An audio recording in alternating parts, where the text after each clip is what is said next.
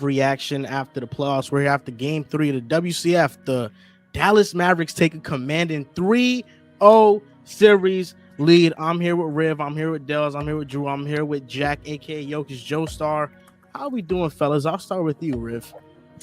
I'm great. It was a good game to watch for sure. I really have no dog in this fight, so I'm kind of just like chilling, just enjoying basketball as a fan. I am gonna get these couple of these agendas and these trolls off though today, so be prepared for that. But other than that, I'm blessed. Tell you what, I have a dog in this fight, and it's my championship winning Dallas Mavericks, 1,000%. Going up 3-0 against the Minnesota Timberwolves, Luka Doncic, Kyrie Irving, showing that they are the two best players in this series. It's been crazy to watch. What a ride for the Dallas Mavericks. But the Minnesota Timberwolves, unfortunately, going outside. I'm feeling good. Me and Drew ran home for a little barbecue before. Great game, phenomenal game. Sprinted home to make sure we caught this live. I was not expecting to sit here and both conferences be up 3-0. I thought the Celtics for sure would lose one way or the other, and I thought this was a 6 or 7 game series. We'll get into it, but this was a fun game to watch. Yeah, I'm doing all right. I feel the same way. I thought Boston, Indy, writing's kind of on the wall from the beginning there, especially after the Halliburton injury and everything. But this, I'm really surprised by the way that this has shaken out with the 3-0 for Dallas. It's cool though. Because I fuck with Dallas. It's good to see Kyrie really back to where he was at like the apex of the Cavs run and everything. What's with the timeout down there? Whoa. That's Pacers and Celtics. Listen. TJ running the show looks like a better series. That's all I'm going to say here. That's all I'm going to say on that. It looks like a better series. We're getting the agendas off quick. Goddamn. All right. TJ running the show, it looked a little better. They was up big. Andrew Nembhard was playing a hell of a game. That's all I'm going to say on that matter. Shout out Andrew Nembhard. He did cook. That was fun. He did. We want to talk about the Celtics first? We could talk about the Celtics first. No, let's talk Wolves, Mavs. Let's talk. I'll be happy to. Whatever you guys want to do, man. This guy is giddy. He's chomping at the bits. Andrew Nembhard had such a great game that they were comparing him to Jaylen Brunson, asking if he's the next Jaylen Brunson. Everybody wants to find the next one. One guy does it, and everybody thinks the next guy is going to do it. That happened when Ryan Tannehill come back player of the year. Thought it was going to be Sam Darnold. It ain't happened. Sometimes guys are just built for the moment. Joel, aren't you a Pacers guy? Yeah, what the hell are you talking about? What are you talking about? You're a Pacers guy. You're a Pacers guy. What does that statement have to do with anything? Joel, geez. I'm not a Pacers guy. I'm not a Nembhard, Pacers guy. like he's a young, nice piece on the Pacers. You're a Pacers guy. Sorry that, I guess, Riv, we assume that you're automatically a Nembhard guy. Andrew Nembhard is phenomenal. This Pacers team, they're good. They're good. Before the season, I said that they'd make the playoffs. They did. Tyrese Halliburton would take a leap. He made All-NBA. He did that. Hadn't it been for the injury, he would have had an even better season. So I'm just a predictor of things. We want to start with the Mavericks and the Timberwolves. And both conferences. You were the only one that said the Pacers would be this good? Oh, okay. I'm just wondering. I don't know. Mavericks, Timberwolves, up 3-0 on them. Your darling boys. Both conferences have a commanding 3-0 lead. I think one is a little bit more impressive given the caliber of team they're playing. Neither here or there. The Mavericks are awesome. I don't know what else I can say about them. I think they have put on a full clinic of offensive mastery. Luka Doncic, he always makes the right reads and decisions. The way he plays the game, he manipulates defenses. This is the number one defense in the NBA. The Timberwolves were all season long. They held Denver to absolute stinkers, some of the worst offensive performances. It does not even look like Luka and Kyrie have broke a sweat in trying to find the weaknesses and the holes in this defense. They have been that elite. Luka Doncic is getting whatever he wants. If he's blitz, he's passing it out. If he has a one-on-one, he's putting Jaden in jail, getting the floater, or he's hitting that patented mid-range jump shot, which he sealed 2 games already on that jump shot in this series. And then Kyrie Irving, game 3, game 1, back-to-back terrific games. And this defense is a championship-level defense. When I watch Minnesota, when I watch Dallas is just able to score the ball much easier, and Minnesota isn't. I have a couple takeaways with Minnesota. Number 1, Cat, where are you? Cat has not showed up in this series. Cat in this game went, was it 0 for 8 from 3? timely baskets. It felt worse than 03. missing- I'll say that. Like, it was It garbage. did. And I feel as if Chris Finch, he has not made enough adjustments in this series to try to compete or combat what Dallas is doing. Their defense is walling off the paint. You need to spread the floor out. That means one of the big men got to sit, and it's probably Gobert because Cat can shoot. So you add another shooter to lineup. You give Anthony Edwards more space. I don't feel like they've done that. They really haven't. But I will say this: Anthony Edwards in this series has shown that he's not ready for the moment just yet. 22 years old, made an All-NBA leap, got this far to the conference finals. How Jason Kidd is playing defense on him, the scheme against him, forcing him to become a playmaker, forcing him to make decisions.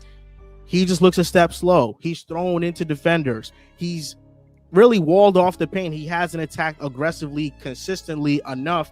And I just think Jason Kidd has showcased one of his weaknesses, and it could be looked at as weakness on him, which it is, but it's also a weakness in his roster, that there's not a secondary perimeter guy that can break down a defense on a consistent basis. Mike Conley can move around the floor, get some spot-up shots. He's good in that role, but he's not going to attack and get in the paint and get drives and force the defense to collapse. And all that responsibility on Anthony Edwards was just too much, and we're seeing it. The Mavericks are up 3-0.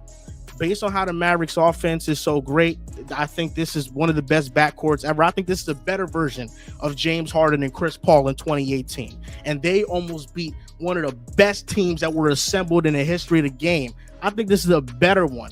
And their defense is this good. I just don't see how this team doesn't win a championship. I think this team is going all the way. Steph and Clay, no honorable mention. Talking about them, I think Luka and Kyrie are better. Okay. I'm just throwing it out there, because Luka and Steph is neck. You can argue neck and neck. I had Kyrie the same and Clay, conversation. Kyrie's better. Yeah, Kyrie, he clears Steph. Excuse me, he clears Clay. Does I not just- clear Steph Curry. Are we nowhere going near- off? Are we going off talent or actual production? No, Kyrie's Talent, a of better course. player than Clay. He's a more talented basketball player. He's a better basketball player. A lot of winning over there in Golden State. Yeah, because the Lot of duo winning. has done Lot a lot of winning. But Yeah, I guess we lot don't of care winning. about stuff like that. But Who's listen, the real hold on. duo though? Is Steph and Clay or Steph and Dre? Well, you said I said backcourt. backcourt. Oh, shit. Backcourt. You If did we talk say about duo, Steph But and this, Dre is a but wash. the Mavericks backcourt is their duo. The Warriors backcourt is not their duo. Okay, that's fair. You said backcourt at first. If we're talking No, duo, but even Steph if and it Dre is a wash. backcourt, I still agree with Joel. It's mean- nothing to do with. I mean, let me not start by saying that Steph and Clay obviously are one of the most successful duos that we've seen, one of the most successful backcourts that we've ever seen. But just talking purely basketball, Luka Doncic is unbelievable. He's not Steph Curry, but damn it, he's pretty damn great himself. Kyrie is better than Clay. He's better than Clay.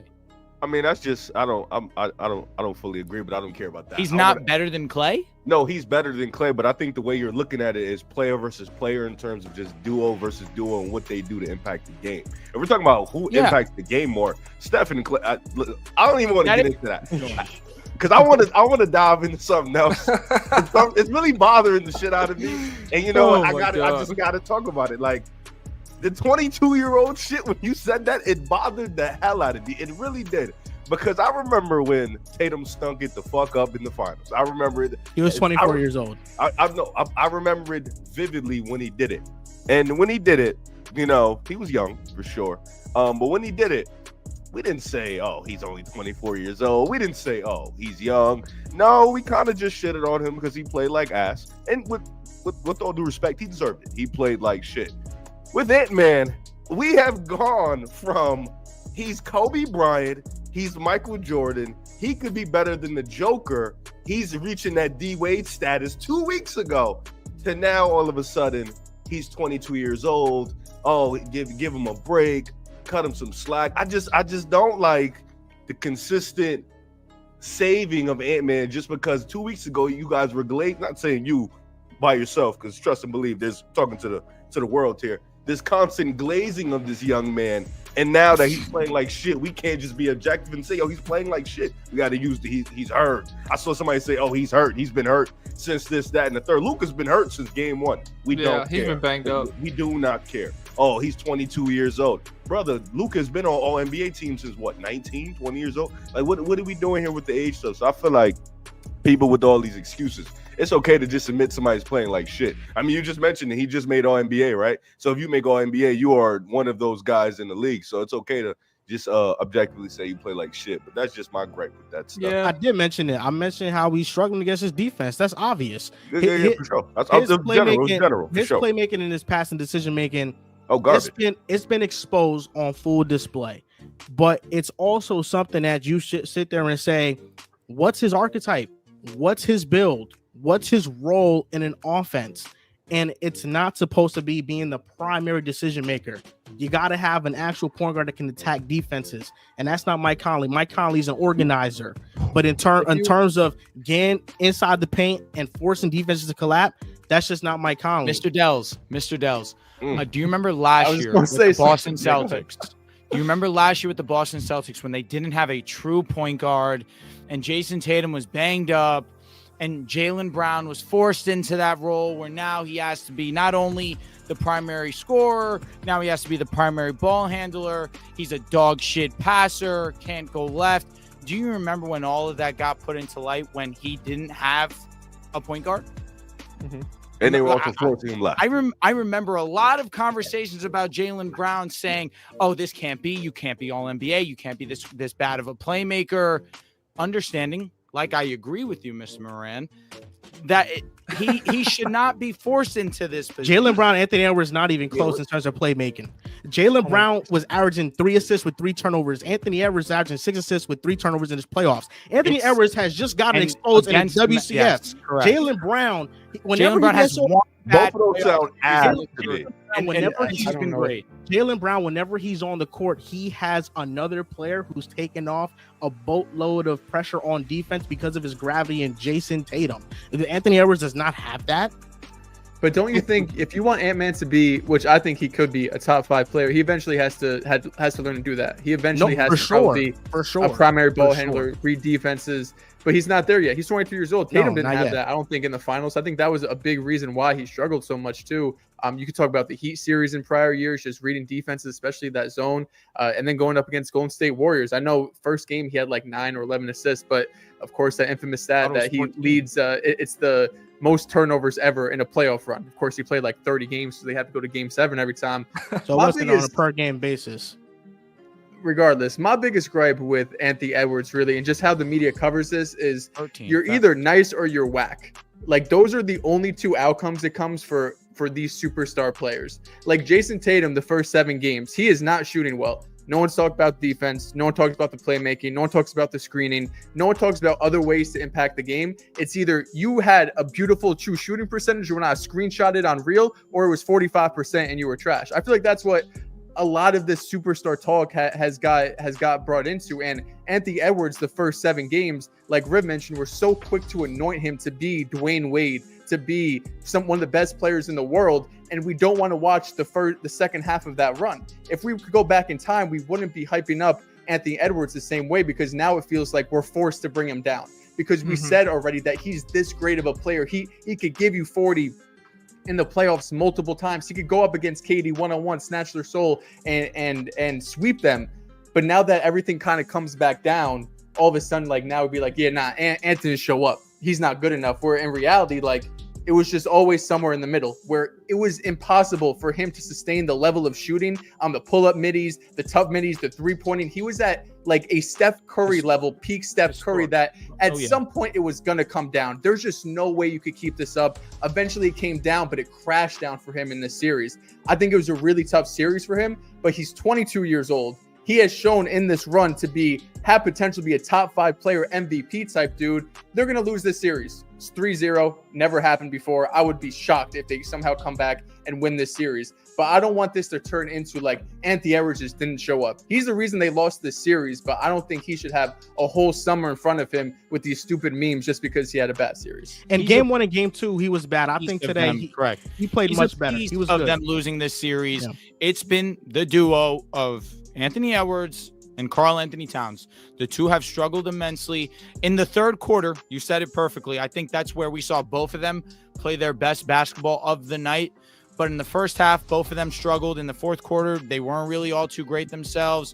I mean, they were trading baskets, just the Mavericks and the Wolves. But overall, I can't look at Karl Anthony Towns. I would say that Anthony Edwards wasn't bad per se, as we've seen in game 1 and game 2, but all in all, they are losing this series not just because of Anthony Edwards, but because the duo has been so inconsistent offensively.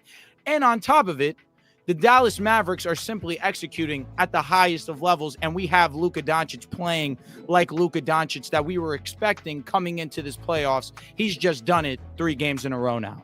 Yeah, I think so when the Gobert trade went through, even imagining it in like a perfect scenario, which I think right now it has worked out, especially when you consider their depth and their role players about as well as you could have expected it to. Even imagining it in this scenario, 2 big flaws I was concerned about were, one, the fact that you were locking in Anthony Edwards being the best player on a title team, essentially in like his age 22 to 25, 26 window, whereas with most all-time greats, we're seeing that more in like the 26 to 30 range. And then on top of that, you're locking in Karl Anthony Towns being the second best player on a title run. And it just does not, like, historically, every time he's been in the playoffs, it hasn't felt like he's been that kind of player. And through the first 2 playoff series, he surprised me with his level of play on both ends of the floor, especially in the Nuggets series, especially going at mismatches. In this series, he has come crashing back down to earth, and that flaw has really reared its head again, where I just don't think he is ever going to be that kind of player. I think he would be a solid third option. He's still like pretty up and down, a really streaky shooter, and he makes some bad decisions in terms of like out of control drives and shit like that. But in terms of asking him to just be like a even 20 points and 9 rebounds a night on good efficiency, that's all Minnesota is asking out of him right now. That's too much. So if you're asking him to be 24, 26 points per game, like you look for from a Jaylen Brown caliber player, I think that's almost completely out of the question at this point. And that's just something that Minnesota is going to have to deal with down the road, whether in this offseason, maybe he will get better. I don't know, but it just doesn't look like it's going to work out right now. I feel as if the offense from Minnesota hasn't been what it's needed to be. From the 2 stars, they've been disappointing. Their shooting in game 1, though, was pretty awesome. I mean, McDaniels, he today in game 3, he was even great. For sure. I think they're losing this series because of their defense. I think it's because their defense has not been able to get any stops. They cannot put a string of consecutive stops in a row against Dallas. And this is just a matchup nightmare, because if you try to switch, they are now hunting Gobert. They are now trying to get him into space. They're doing the same thing with Karl Anthony Towns if you get a switch. If you are fighting over the screen, which we've seen Jaden do a multitude of times this series, Luka is putting him on his hip. He's putting him in jail, and he's getting whatever he wants, whether it's a mid-range, whether it's a floater, whether it's Gobert coming up and then a lob. The Mavericks have the most lobs in the playoffs by like a 40+ margin. That's how great they are, and that's how great they are manipulating defenses. And then if have some great passers too. Yeah, I'm with you. And then if you blitz, now Luka dumps it off to one of the centers, and they get something going in the short roll 4-on-3. And I think Derek Lively has been the best in that role. I feel like he's been so accurate on his decision making, and he's been impressive. I really hope that the injury he sustained today isn't long term, because I really want to see him play in the finals. They are picking Minnesota's defense apart, and at every time you watch the screen, Minnesota is scrambling on defense. They cannot play against these guys, and that's what I feel like has been the biggest reason why they're losing this series. Kyrie and Luka both go for 33. In the fourth quarter, when it's close, you don't even trust them to get a stop. You know that Dallas is going to generate a good quality look. PJ Washington has 16. Jones Jr. has 11. They get contributions from Jaden Hardy, who he was playing really well, and he even hunted Rudy Gobert. Gobert was clapping his hands, wanting the matchup, and he committed a foul. They can't guard in space, and that's what it's showing. And I feel like through these 3 games, there hasn't been an adjustment outside of sprinkling a little bit of everything to see if you can stop them. But I think the adjustment was just spacing it out, because if you're not going to win this series on defense, you need to maximize your offensive possessions. And Gobert, when he's not able to set screens side to side and he's just a roll man, we really see his deficiencies because he's bobbling so passes. bad, he can't finish. He can't create. So we're seeing a lot of things go wrong with Minnesota, and I think the lineup that they should have probably put out there after game one was Cat, Nas, Jaden, Ant, and Conley, and just try to space Dallas out, because that's the only way you beat their defense. Yeah, that's tough. And I think they haven't really been tested in the playoffs in terms of just playing a playoff defense. You know, they went through Phoenix, they went through Denver. So I feel like for Ant and Cat, unfortunately, they just ran into a playoff defense that's elite. And, you know, they got hit with some bad luck. You know, the deficiency started to really show. You know, they was able to play Phoenix. They were able to play Denver. You know, and Denver kind of figured out some things in some games, but for the most part, they couldn't put a total stretch of games. And as far as for Dallas, like you mentioned, they know what they want to do. They know their game plan coming in defensively. They're locked in 1 through 5. They communicate well. With the Timbs on defense, you just see a lot of bad screen navigation, them not communicating on screens, them not switching at the right time, them losing a guy off the roll, them losing a guy in the short roll, high roll. Like, they're just not balled in like they were the first 2 rounds. And, you know, it's not even like the Mavs are doing anything extremely different offensively. I say why it becomes a little bit more difficult though, Riv, is because now you have the Dallas Mavericks. Every single one of them are hitting their shots right now. When you have Luka, when you have Kyrie on, that's already a nightmare for defenses. But then you have PJ Washington going 50% from the field, and you know that corner three is capped. Like Derrick Phoenix, Jones hitting some shots, of course. Phoenix, they don't have a passer, so Phoenix, you were able to stay home. But you saw Booker struggle. You know what I mean? You saw Booker struggle. Player. Yeah, for sure. And then with OKC, you had J-Dub not playing his best basketball, although in moments we saw him play well. And then the role players just not hitting their normal shots, whether that's Lou Dort, whether that's Cason Wallace, whether that's Isaiah Joe. Where they made like 5 threes and they won. Agreed. No, that's a great point there. They don't even hit their shots. That's fair. Like, they just walked them down, and in the fourth quarter, you give it to Luka and Kyrie. And like Joel mentioned, Minnesota just – they don't have nothing for them defensively, and then offensively, they just can't get into their rhythm. They've been an inconsistent offense all year, though. That's exactly what I would say about their defense, though, is, the Mavericks only hit 6 threes, I believe, in game 1.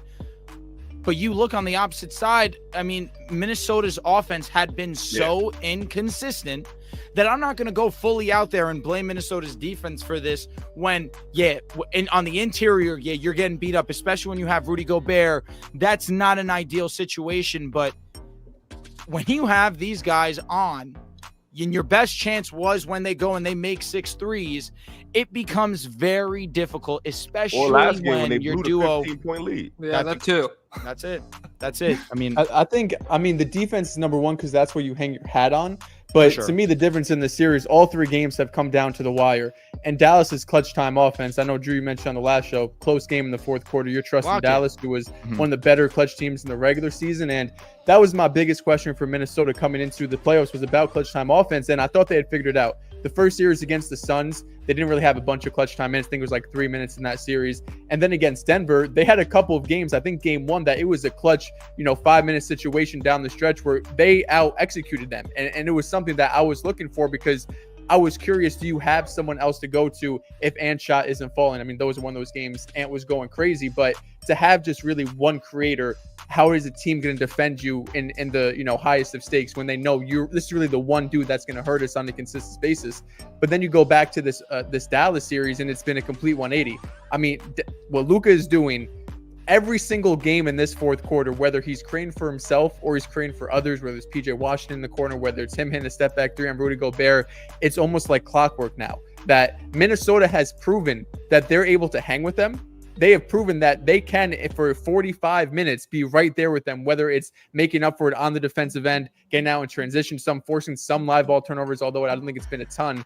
But once they get into that really clutch time, I think that's where you see 22-year-old Ant Edwards step up and he starts to have these turnovers and he's not getting the best shots and he's not being as aggressive, sometimes settling, just for pull-up jumpers. So that's been the biggest key for me in this series is the clutch time offense has looked night and day. And when you have Luka, who is arguably, if not the best one-on-one player in the NBA, it's going to be a lot easier for them to get those consistent looks. Yeah, I think when I think about Minnesota's defense, and I think that goes hand in hand with the clutch offense point, just because they aren't able to generate any stops. I think it kind of boils down to the fact it really feels like they have two guards who both in their own ways negate a lot of the physicality that a guy like Jamal Murray or even Devin Booker in the first round struggled with. Kyrie, you almost can't get physical with because he's shifting side to side downhill. Like he's hard to stay in front of, much less like get your hands on and make struggle.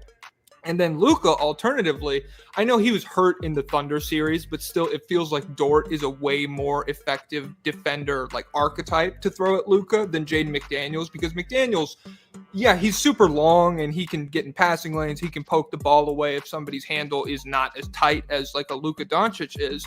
But when McDaniels gets on Luka's back hip or Luka gets backing him down in the post, whatever, it feels like he is just instantly, all of the stuff he does at a really high level on the defensive end just gets completely negated. Whereas Lou Dort, the muscle that he's working with, it makes it like Luka has to work a lot harder in all of those spots. And it just feels like Minnesota has not been equipped to handle guards getting to that like right inside the free throw line, that spot, being able to score effectively floaters over Gobert or whoever the help side guy is. And it feels like that's just been a lot of what the clutch offense has boiled down to, is Kyrie and Luka getting to those spots and then being able to make plays off of the collapse defense. They have been eating them alive there. Minnesota's offense isn't without its problems, though. We've spoke ad nauseum about what's wrong with them at this point in time. Cat in the fourth quarter went 0 for 4 in the fourth. Yeah, so he went 0 for 3 from 3. What was Mike Anthony Conley, Edwards in the fourth? Because I know he and went Cat crazy in the third. If in I'm the not mistaken. both of them played very well in the Yeah. third. and had 4 points, 1 rebound, 1 assist, 1 steal. That rebound was clutch also. 2 for 3. That rebound was an offensive rebound. Yeah, but 2 for 3. You mentioned the Nuggets, and that's kind of the point I wanted to get to. My mind got a little jumbled there. But like I mentioned, when you have the Mavericks hitting at this rate, especially this game's particularly, where they shoot over 50% from the field, shoot over 50% from 3. When you look at that Nuggets series, when the supporting cast was doing their job, they won 3 games in a row. Mm-hmm. When they weren't, which was obviously the 4 games that they ended up losing, that's the game. That's the result that you're going to get. The Mavericks simply gave them that opportunity in game 1 where they did only hit 6 threes. But if it's a close game, the Mavericks are going to close out. In the game, in game 2, it was a similar situation where, again, you have the supporting cast doing their job. Gafford was great. Lively was great. And the go, of course, that you have Luka Doncic hit that shot over Rudy Gobert. In this game, you just have everyone clicking. It's very tough when your guys on offense simply do not get the job done. And Anthony Edwards, who I'll give him some slack tonight because he did try and show up in that third quarter, Karl Anthony Towns needs to be better. And he has shown this playoffs that you can rely on him, but not in this playoff series at all have we seen him play at that level. Yeah, I think at the end of the Nuggets series, especially over like game 6, game 7, it's 2 of the worst games I've ever seen Michael Porter Jr. and Kentavious Caldwell-Pope play. And when Minnesota defended Denver exceptionally well, and I agree with this statement that they are built to beat Denver, maybe even more so than they're built to like straight up go at every team in the league and try to win a title. Maybe in the construction of this roster, they were really thinking about Denver, and it's come back to bite them a little bit. The Nuggets did not punish any hard doubles on Jokic in game 6 or game 7, and that is like a large reason why they didn't even have to adjust the defense that much in those 2 games down the stretch in game 7 when they blew that big lead, is because it was working so effectively because they just could not hit any shots. PJ Washington and Derrick Jones Jr., even like even like 36% from 3 from that Nuggets team would have completely changed the way that the series looked and the way that the Wolves were able to defend. And it was nightmarish. And so Dallas, this is just, like you said, a complete 180 in that aspect. Mr. Dells, talk about the Celtics going up 3-0 against the Pacers. Listen, everybody, we don't record on the weekend. Saturdays, we don't record. You were busy last night? No tweets about the game? Nothing on Instagram, no TikTok. Maybe you and Jess had a nice night out in the town, couldn't catch the game. Just wondering what you're up to. Listen, I appreciate you asking, Dells. You know, that means a lot to me as a friend. Just wondering. You're checking up what I was doing. You know, for me, I was just taking a break, man. You know, I feel once a week, you gotta unplug. You gotta just rest in your own thoughts. Hey, listen. I know it was a great game from Jason Tatum. I know it was a great game from the Celtics. It was a great comeback. This is about the finals now, baby. It's about the finals. It is about the finals. It is about the finals. And since you missed the game, let me just remind you of some things that happened. Please. Celtics down 18 points at one point in this game in the third quarter. And I'll be honest, I'd be lying to you guys if I thought we were winning that game. When we were down 8 with 2.5 minutes left, I say out loud, my girl was next to me. I said, we're not winning this game. They're really about to lose to a Tyrese Halliburton-less Indiana Pacers team. Better. Andrew Nembhard was giving us hell. TJ McConnell was giving us hell. Funny enough, Siakam in that fourth quarter was not really the one doing damage. It was really Andrew Nembhard who had one of the best games, probably the best game of his career, being the playoffs. But then that man who's not clutch, that man who Jeremy Grant could come in and do the same thing, he stepped up because he's one of the best players in the world. Humbly, of course, one of the best players in basketball, top 7 player in the world, one of the best playmaking wings in the NBA. LeBron's number 1, but Jason Tatum could have an argument for number 2. The behind-the-back pass to Al Horford was one of the best passes I have ever seen in my life. The 3 with a minute and a half to cut the lead to 2 points. You gotta watch 3 more points, hoops, bro. It was all right. Absolutely, it was justified. It's justified. Let him cook. It was a good pass. It was a sick pass. The pass was crazy. Al Horford 7 to 12 from 3. My lord, this was such a beautiful double game. team a little. This is he does it every time. He's had that behind the back pass going all season long, but that was the best execution. The casuals are catching up now, Joel. I'm hoping so because I know Joel is an intelligent basketball mind. I know Joel watches basketball. He does. I see him do it, even though maybe not the Knicks because of the blackouts, but every other team he's in there. He's locked in. I'm glad you remember. So, You didn't have to say that. Joel, that was crazy. When he has these opinions on Jason Tatum that are just completely false, that facts could look up and check what this guy actually does every single playoff run, what he's done, the company he's put himself in by age 26. And now you look at the last 7 games, you're like, oh shit, Tatum's averaging 32, 11, and 6. I thought he was terrible. TikTok told me he was bad. So the X.com told me this dude sucks. I just want to know what happened last night, Joel. 18-point comeback, fourth quarter, two comeback wins in game 1 and Shout out game to 3. Jrue Holiday, man. A team that you did not believe in the Don't clutch. do that, Of course, Riv. shout out to Jrue Holiday, Shout out to Jrue who Holiday. arguably won us both of those games with his defense. But the guy who's not clutch, the guy who doesn't show up, the guy who's getting replaced by Jeremy Grant, I think he did pretty good last night. Jeremy Mr. Grant Dells. was so nasty. You know, I was going That to you come up did here. I was going to let you have your moment, but you done pissed me off, Dells. You pissed me the fuck off. Oh shit! You pissed Lock me it the in. fuck off. You Joel, made the Joel, joke Joel, about the Joel. Knicks. It hurt my Sir. heart, hurt my feelings. I'm That not was gonna lie. tough. That was You know, crazy. that hurt from a brother, was another nuts. brother. I don't know how you could do that.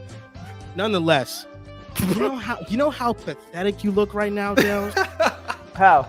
You are playing the Indiana Pacers, who aren't even supposed to be here. Riv, you asked me the You other understand day they have what a I thought about chance. the run. You understand What I they thought have a about the run. chance. He's done it against everybody. It's not. Drew, This I is the said first they time. had a Warriors. chance, and I said Celtics and 6. I still Shit, had the that's Celtics nasty, winning the Riv. series. Tyrese Halliburton, after game 2, gets hurt. He goes out game 3. Yes, you got great They played performances, better. but They were I up will 18. say, I will say this: TJ the McConnell is entire better run, than him. this is the weakest run to the finals I've ever seen a team make, given whatever conference. The You Suns. faced the Heat in the first round with no Jimmy Butler. Terry Suns. Rozier didn't play. In the second round, you faced the Cavs. Donovan Mitchell missed 2 games, and Jarrett Allen didn't play. Man. Now you're victory lapping the Indiana Pacers. Where were they ranked on defense? They were one of the worst defenses I in don't the know, when NBA this Jalen past Brunson was season. When they going out got there going Siakam, crazy, when they got when Siakam, they were Jalen drastically Brunson was better. doing it, you didn't say nothing about You their have defense. you have to understand this, Dells. You have to understand this. The reason why people have been critical on Tatum is because he started the playoffs playing bad. That's why he had, should be like, doing this 5 against the bad shooting Pacers. nights, He and he why was still shouldn't he doing be doing everything this? Joel, when the Ultimately, lights got you're- brighter, he got better. I'm just Ultimately, saying. Dels, does. your slumber party's about to be over because in the next round, when he goes up them real killers in Dallas, it's Oh, yeah. over. It's What over. he's Dels. averaging 35 It's this year over, against Dels. Dallas. He's not averaging going to average 35 35 because this they're going to put season PJ against Washington on his ass and they're going to lock him up. Oh, Derrick shit, Jones Jr. PJ You better Washington. respect PJ Dallas Washington. defense. PJ Now, Washington. my Mr. Dels, God. Mr. Dels, That's you can so have your funny. little moment right now. You can have a little moment of fun. This season is going to end like the last couple of seasons, the last decade, since 2008 for you. No championship. Whoa. You're gonna stand on that. I would like to You're say gonna something. stand No on that. You championship. better hope you No stand it because you've been championship, saying it all Dels. season long. You know, We've the proven you Celtics are wrong not all winning season this long. year. The 11 Mavericks and have 2. been battle 11 tested. and The 2 in this Clippers, playoffs. OKC, 11 Minnesota, and 2. they're ready for this challenge. Y'all been facing some real dog shit teams. Jaime I'm Hawkins. gonna tell you that. I would like No to one say beat more good teams in the regular season than Boston this year. we're Really, talking They this about would have is done in time the to shine. playoffs. Let Joel cook. Oh, They no, would have done I in just the want to give playoffs Rick too, Carlisle some credit, man. I just want to shout out to him because the offense he puts out there is amazing, man. Like anybody can cook in that Well said. offense, as you can see. Like Oh, it's shut up. it's just You're getting on my nerves too. it's really nah, bro. Like yo, man, it's Oh, really that's so crazy to me. funny. Like no matter who you put out there, Rick Carlisle is gonna cook up, man. He's just gonna put on the mask. And Nembhard was hitting tough shots, man. I Yeah, don't know he if was. that's Carlisle. Very Like, tough he was shot. good. Maybe somebody's Turn into holding Michael him back. fucking I don't know. Jordan. Maybe he should be. Shout out to I don't- JB. I don't know, man. Turn into I Michael think, Jordan. Oh my god. I'll side with Dels here. Yeah, because so for me, if the Pacers team that they played last night, that is not a conference finals caliber team. Like that's not a good team. I still think the Celtics had what might be their most like telling win of the year, their grittiest win of the year, and I was impressed by it. Like I thought they played exceptionally well down the stretch. I thought they didn't give up, even though the game kind of did look out of hand, especially for a team that has had like clutch offense concerns the way that they have. And yeah, I was really impressed by it. I have been kind of a Tatum doubter a little bit, especially like his efficiency scoring, but he's always had that impact in terms of defense, rebounding, and his playmaking has really impressed me this postseason. Like especially now that we're seeing Ant regress in the exact same category, it's very easy to look at what Tatum's doing and be like, that is an impressive contribution to a team Tatum's winning a lot of better. playoff games. Yeah, That Tatum's was definitely never. better. That was close. never in You're question. not even in the same tier. I want to They're say not in the this same though. tier. I want to say this. Who's talking about? Who's And who's Tatum are not in the same tier. Anthony Yo, Edwards is what? better than Tatum. What killed me? What killed If me more Anthony than Edwards had anything? Celtics spacing, it'd Be be a serious, completely bro. different I know. story. Yo, Yes. hold on. Yes. Yo, wait a minute. Ant-Man not even better than Donovan Mitchell, bro. We not leaving those I'm conversations. jacking that too. You're gonna bring Yeah. your ass right back here. I don't know if brother, he's better man. than Devin Booker. I really don't. Not yet. We're back. We're gonna bring you right back to these conversations because he's not. Damn, That's you where have he a is. couple He's bad past games. Donovan You Mitchell. fall That's where he from is. number 1 back to 3. Number All one, right. He was This never is- he was never high for Riv. Riv's been hating on Anthony Edwards since day one. This is I won't do all that. This ain't surprising Donovan to Mitchell, me. Riv. Donovan Mitchell, did cook up. I'm not going to say he you're did. He did cook up. Donovan Mitchell is a That's a better good defense. scorer. He's a much better playmaker. The defense I don't care about because he gets cooked. All right. So it doesn't matter. I don't care. That's such The guards, a fucking I funny don't way. care. It doesn't. I That don't part, care. the And only part he's better at offensive doesn't player. count. Oh my Donovan God. Mitchell or Ant-Man. Who In the played last better 3 defenses seasons. in the playoffs? Donovan Oh, Mitchell or Ant-Man? Donovan Mitchell cooked. He Who cooked had Orlando in a way. 50? Donovan Mitchell or Ant-Man? In the last 3 Ant-Man had seasons, multiple 40s. He Yeah, played he the did. Suns. I don't care. Riv, in the last 3 seasons, who's been better than the playoffs? Anthony Edwards or Donovan Mitchell? 3 seasons? Oh, the last 2 it was Ant-Man. No, the last 3. Who's been better the last this 3? year is Donovan. No, the last 3 playoffs. Who's been yes, better? yes, Anthony yes, Edwards or yes, Donovan yes, Mitchell? yes. Exactly. Come Who's on. been better in the Let's regular move season? The Donovan Mitchell last 3 years. Talk to me. Anthony Edwards he was just You're a all liar. NBA. You're a Mitchell made all liar. NBA. Donovan Mitchell made all played NBA. the games. All right, tell him get healthier. Stop talking about my boy. Oh my God! Stop talking about my Please, boy. Joel, Damn. let's My not boy get plays that every right. game. He's gonna play every game. That's what Anthony Edwards gonna do.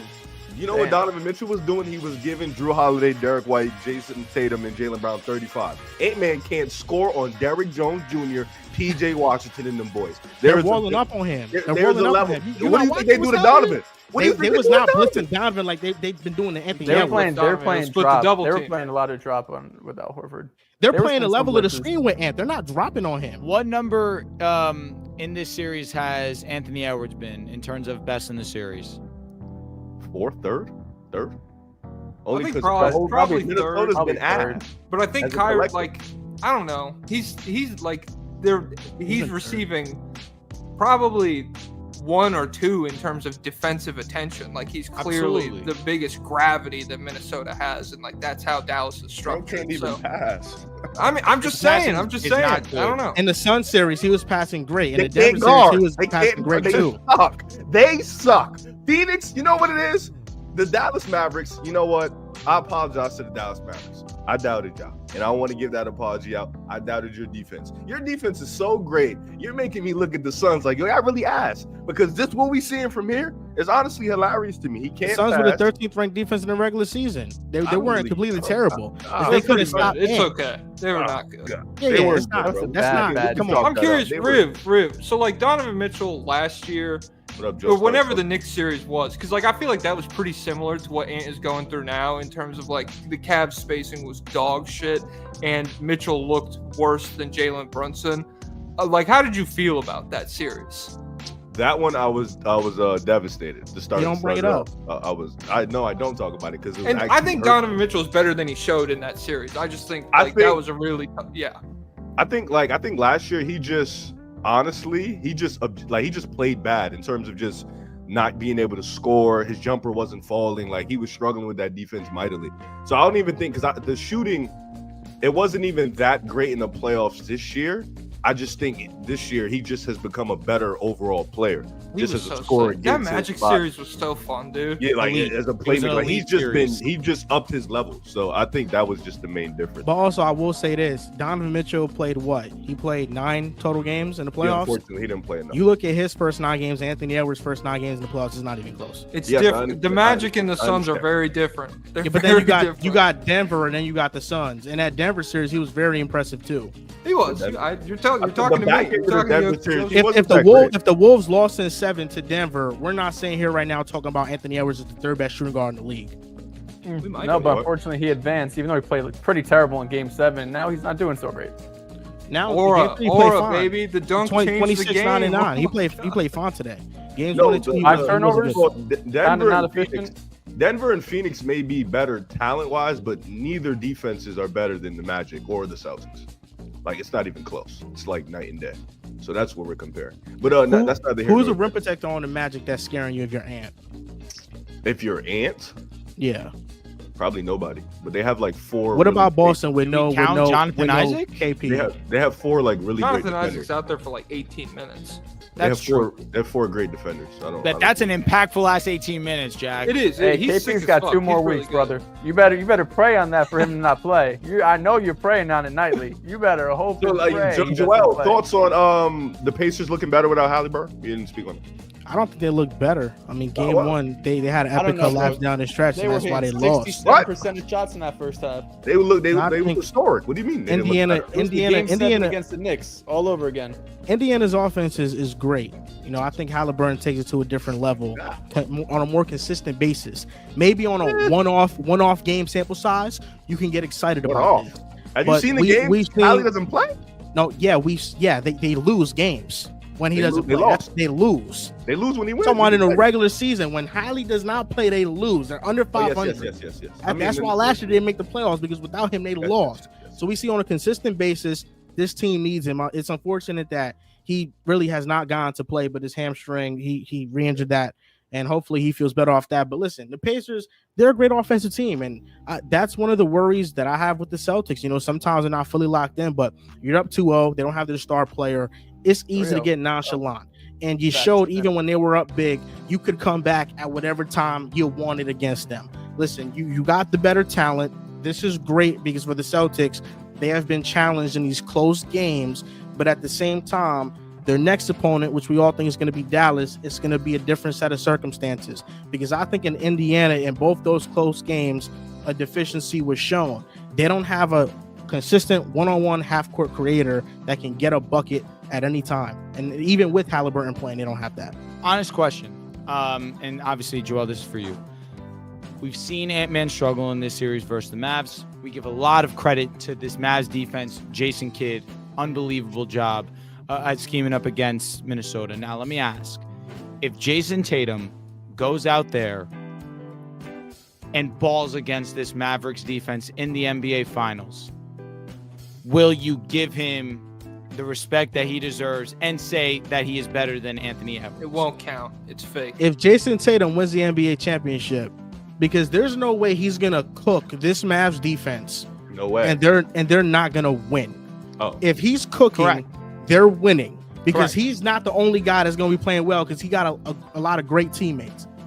Yes, that's the standard for Tatum. I agree. As of recently, he's been playing like one of those guys. Jason Tatum, correct. He's been playing like he's the been Jason playing like one of Tatum those he is. guys. He was 2 days ago. He wasn't. 2 days ago, he's replaced by Jeremy Grant, but he's been playing like one of those That guys. wasn't Which one is it? nasty. You misinterpreted what I said. I said if you replace Jason Tatum with Jeremy Grant, they would still make the finals out of the East this year. That's a fact. I think they would make the finals without Jason Tatum with the roster they got right now. You don't even got to replace him. I think that's how easy the path to the finals has been. We'd be You're up telling against me the with Pacers without Jason Tatum. We'd be No up, Tatum, we'd the be Cavs up are against the beating them. Pacers. No trolling. Yeah, but like if Donovan Mitchell's missing 2 still games. hurt and everything. Oh, if Tatum's out there, we would lose to this we Pacers change team shit if it up. wasn't for Jason Tatum. You're right. We can change some shit up. You know, if Donovan Not in plays, game Jeremy one. Grant was just Yeah, we would. rude. He had 10 in It was overtime. rude. It might be a tougher series, but I don't think the Celtics with Jaylen Brown, We're Derek White, easily Drew down Holiday are 2-1. losing. We're easily down 2-1 if we don't have Jason Tatum. That's not even debatable. you might be down 3. I'll be I honest. don't think so. I think game 2 you still win, and I think game 1 Jaylen Brown hit the bucket to get you into overtime. Yeah, but for the in first 3 overtime, quarters, Jason Tatum was dominated. facts. How did they We get don't back have in to the talk game? about Tatum the goes to the Celtics. bench with 2 minutes left in the third quarter, and they go on like a 13-0 run. It's like a 1-point game. In the overtime period, he was 2 for 4 and then got fouled on his other points, bro. He was plus was 20 wide in the open game, from bro. 3. He was plus And then 20, I and you're think taking Jeremy him Grant out when can you're do the winning same that thing game. if he Be in that serious. position. This That's is what why, you like, this is why I what say the you don't team is actually about. watch the game. Jeremy- when you just Jeremy go on like Grant- TikTok. and Jeremy shit. No, Grant you just said he does watch the They're game. still in the finals. You just said he does. You replace him with Bojan Bogdanovic. I think the Celtics are still in the No, finals. wait, right Joel, now. I have a question. Come on, I have a second question to Drew's question because I think people get lost in the, if he wins this, if he gets this award, he just jumps a certain player. You believe that Ant-Man is better than Jason Tatum. So why would a finals against Dallas change your opinion? I never said it would change my opinion. I I thought you think said right you now, would put Tatum over. it's extremely close, Uh-huh. and I think the gap that Tatum has is clear in playmaking. He's a better playmaker. Consistent I think- defense too. I think his environment, off-ball defense, 100%. I think he's just a better defender. I don't think Yeah, I anyone's agree. gonna say that. I agree. Yeah. We're here. That's not a hot take. Yeah. No, that's not close actually. I but, think could- Jason Tatum's offensive environment helps those decisions become easier, but I still think he processes the game better than Ant. Anthony Edwards right now, he just has the edge with his relentlessness attacking the basket. He does, and I think mentality. him and Tatum's pull-up shooting are similar too. In the regular season, they were similar. The 3-point pull-up numbers, they're similar, and I think Anthony Edwards was getting hot at the right time for Minnesota. So I think that's close, but Tatum is more mature. He's 3 years older than him. He got 3 seasons on that. He should be better than him. And if he beats Dallas's defense, then yeah, that's a huge credit to him because this defense is elite. And the way they guarded SGA is they forced him into mid-range shots. They walled out the paint. It's the same game plan for Anthony Edwards. The difference is that SGA was hitting better. mid-range shots. SGA's He's hitting better. the shots. SGA is better, and SGA can get to his spots better. That's most importantly. Anthony Edwards wasn't quite able to do that. This is a series for Jason Tatum where they are going to test that pull-up jump shot that he has in the mid-range area, a shot that has been historically very inconsistent for him. So if he gives us a series where he's hitting that shot routinely and he's making Dallas defense pay, then I got no problem with it. I think right now they're in the same tier. If Tatum wins the championship and he balls out, Tatum is gonna be, he's a superstar. I think legitimately, we're not arguing about it. But if he shrinks, then we having conversations that he might be where he is. So you think Ant's better because he has that dog in him? I think it's just relentlessness. I think he's better because he His sets mentality. he sets his will on offense more consistently than Tatum. Jason Tatum will go ghost for a multitude of games. I think Anthony Edwards, he hasn't been Rib, shooting it's well. 32, it's 32, 12, and 6 for 7 games, Rib. No, Ant's been putting up 12 tour and 6 for 7 games. He's been It's putting tour up dates. I'm happy. November Ant got round 24th, 1. we're Ant out. cleared him round 1. We're in the conference finals. It's not even discussion who has been playing The better. first It's 2 not rounds, even Anthony close Edwards who's is been better. playing First 2 rounds, Anthony Edwards is better. Second round is a conversation. That game, no, Cleveland Against Jason Denver Tatum- versus Cleveland? Jason Give me Tatum Cleveland was Tatum was amazing. He was Give me eating a break. damn near every game. He led the Celtics in every category in the series, if I'm not mistaken. That's because they don't got any rebounder. They don't got any real playmaker. Well, he's a great rebounder. His rebounding is insanely impactful. Yeah, I'm not saying it's not impactful. I'm saying that they don't have a real center that's gonna get 10 rebounds a game. They don't have that. The Celtics do with KP out, and even with KP, his rebound fluctuates. So it's less impressive because he has to do it. No, he has to do it, and he's doing it. The only reason why Anthony Edwards isn't leading the team in rebounds because he got Rudy Gobert and Cat. If he was on the Celtics, Celtics, he'd average 11 rebounds, bro. He'd average 11 rebounds. All right, so look. Anthony Edwards, Game 7, 6 for 24. Game 6, 8 for 17. Game 5, Game 5 6, for he was 15. great though. They beat them by 45 points. I'm just naming tour dates, brother. Game 5, 5 for 15. Game 4, 16 for 25. Game 3, that's 8 not for tour 15. date. No, the game 4 was his 44 ball. He went. So he had 2 40 balls. He had a nice little 27, couple tour dates. It's not, his back. Name me the games where he was great versus the games that he was bad. I think he had 3 bad games in the Denver series, I would say. So Maybe 4 2. great games, 3 bad ones. Yeah, I would say 3. And Denver's Denver's not like, overall I feel like we've been lumping together Phoenix and Denver defensively. Denver's not nothing defensively. Denver was like a good it's Cleveland or Boston and Orlando, like defenses like that, different discussion. But Denver, like giving Denver 44, that is impressive to me. No, it's 44 is I'm not great. taking it away. I'm taking Phoenix. I don't care about that 44. Shit, Joel, you can take round 1 and round 2 if you want. My guy's going on. Yeah, I don't care about that. Yeah, you're a guy in the most important series is facing the worst defense of all them 3. This is the worst defense he's playing. They just had the you best think record Anthony in Edwards the is not NBA. averaging 40 against the Pacers So Ant defense? might average 50 against the Pacers. Come on, let's be serious. He might. Tatum should be doing what he's doing against the Pacers. True. But what about Tatum versus the Cavs? Do you want me to tell them? Oh, please, What Ant would listen. do it? What do you think would happen? How should we figure it out? Go on 2K. Do it on 2K. Yeah, Yeah. let me know how it goes. Do it on 2K. Let me know if he averages 50. Actually, I could just search up right now what he averaged against the Pacers in the regular season. Want me to do that, brother? I'll give you them stats. Hold Give me on, them I got receipts. us. Joel, you saw that new meme I posted I did not. of Ant being Jordan Poole? Hey, respect Jordan Poole. All right, he's been getting shit. too much. He's been getting Jordan too much hate Poole? lately. He's all right. He's not respecting? as bad as people act. Oh, Okay? yo, Thank you, bitch, Bill. We're here, stop man. it. He turned a corner in the last He has a third of the ring. season. Here's the ring, man. Listen, man. Other people. Yeah, All NBA right. champion Jordan Wow. Poole. Anthony Edwards this season versus Indiana. He is averaging in 2 games 40.5 points. Damn. Goodness gracious. Oh, that's so cool. Wow. How many did he have both games? He's shooting 59% from 3 and 55% from the field. Indiana is a stat game, man. That's where you go in there. But you hey, get now stats. the big question is, was this pre or post Pascal Siakam? Pascal wouldn't guard him. No, That but I rim just mean protecting we've- ain't changed, man. The defense we've got seen- better. It got yes, better. correct. Yeah, but I don't think it Post would All-Star affect break, Ant's they were game, top though. 20, which isn't great, but they were a bottom. So if they I'm went not from mistaken, dog shit 26. to not good. Correct. I respect that. I'd be more concerned about Buddy Hield because like he made he was a big reason their defense was ass, and like he was a big reason the offense was so crazy too, with like all the off ball and the 2-man game shit he's capable of running. But like him off the floor, that would probably affect Ant if we're talking about like one player more than Siakam would. But their defense did get better in the second half For sure. of the year. We know what finals matchup we about to get, fellas. We're gonna get Luka Doncic versus Jason Tatum, and I think the problem for Boston becomes the same problem that's been for OKC, it's been for Minnesota, it's been for the Clippers. How do you guard Kyrie Irving? How do you guard Luka Doncic? I think the Boston Celtics, the Celtics have a variety of great defenders, but Derek White is too small for Luka. I think Drew Holiday is even too small for Luka. He's 6'4", he's a little stronger, but I think he's too small for Luka. You could put Tatum on him. You could put Jaylen Brown. Those are other options. But now you risk them getting into foul trouble. I think it's going to really be something to see how they guard him. I think they're probably just going to blitz him. I think they have the perfect matchups for Kyrie, personally. Agreed. I think they have the If perfect Kyrie matchups. does this shit against Derek White and Drew, I do not know. Yo, he Like, got I'll it. never speak on him In again. terms of just like personnel, I think they have the guys for Kyrie. for Luka, honestly, they're gonna have to man up, and Jaylen Brown and Jace We Tatum's think gonna have Tatum? to guard. OD. I was going to say the exact same It thing. is what Put it is. Tatum I on think him. it'd probably be Jaylen. When they I think- matched I up in the think regular Jaylen starts season, it was on him, Jaylen, for and sure. he did a really good job in the regular season on him. Now it's important to I note you that always bringing up those numbers, man.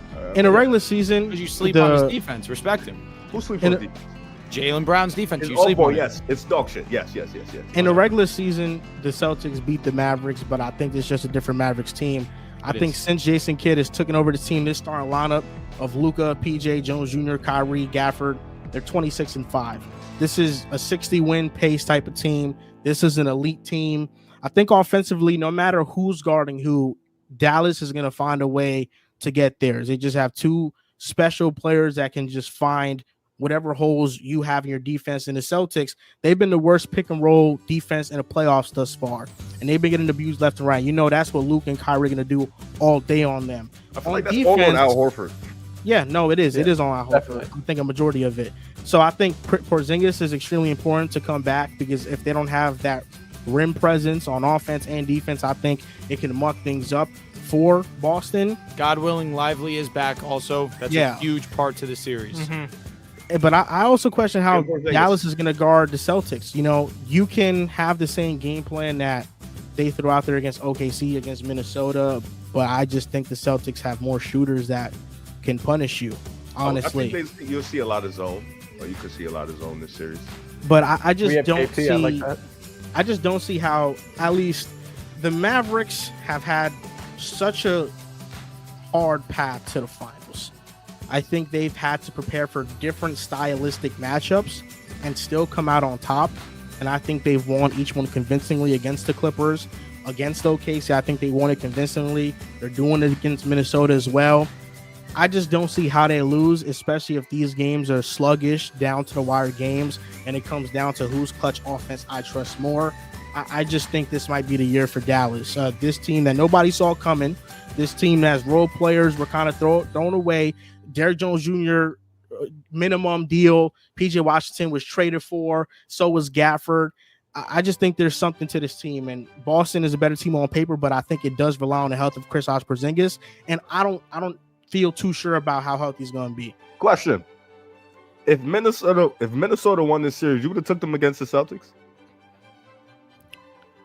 Based on how I've seen them play thus far, how much Anthony Edwards is struggling, I think it would have been a toss-up for me. But if they would have won this series, I don't think Edwards would be struggling like this. Yeah. So I would have picked Minnesota. But with Anthony Edwards, I just think that from the first two rounds to this round, all the progress that I've seen him make was lost in this round. A lot of the progress that versus Phoenix, I thought he handled blitzes and doubles really well. Now to this series, it's just gone haywire. He's overthinking his game. He's just throwing some errant passes that don't make any sense. So, you know, we're getting this version of Ant. Then, of course, you know, I'll take the Celtics because they're just a better team, and the limitations on offense for Minnesota were exposed. But I think Dallas they truly have an elite championship level defense in their offense because of who the two guys are at the top. They're always going to generate an efficient offense. I like that answer. I think so. We're doing finals predictions. Going with it? Yeah, why not? Okay. I think a lot of people, which is very fair, are taking Dallas because of the runs for both teams. I think you look at Dallas's run, like you mentioned, Joel, the three teams you beat. I'm not sitting here just blind to the fact that we beat up on some really injured, banged up teams. And even that Pacers team in the finals with Hallie, a lot of people kind of had a side eye, like we don't even think that's the second best team in the Eastern Conference. So I think if that's your reason, which seems like a lot of people's, whether I've seen it in these comments or online elsewhere, I understand why people are going to doubt Boston Celtics run. And when you go up against a real top 2-3 player in the world, arguably best sidekick in the world with this defense and this coaching, I think that's fine to say this is their biggest challenge. But I also think the Celtics had shown over 82 game sample size to be the best team in the NBA. No one beat teams over 500 more. No one had more double-digit victories. I mean, they were up 20 in 47 or 10 47 games this season. One of the best net ratings in NBA history. They had shown basically all season long that this is one of the best regular season teams of all time. And when you transfer into the playoffs, you can't really decide who you end up playing. You beat the Heat in 5, you beat the Cavs in 5, and now you're likely beat the Pacers in 4 or 5 games. And end this playoff run with one of the best records and best net ratings that we've seen in the last 20 years. The only team to have a better net rating in the playoffs through this point in the conference finals is the 2017 Warriors. So the Celtics' path has been easy, yes, but they're also taking care of business. We've seen them blow teams out. We've seen them have close game victories, like in Game 1 and Game 3 of this Pacers series. I think Boston matches up pretty damn well against the Dallas Mavericks. If Porzingis is back, I feel very confident that they're going to win this in 6 games. If he's not back, this is still going to be a dogfight.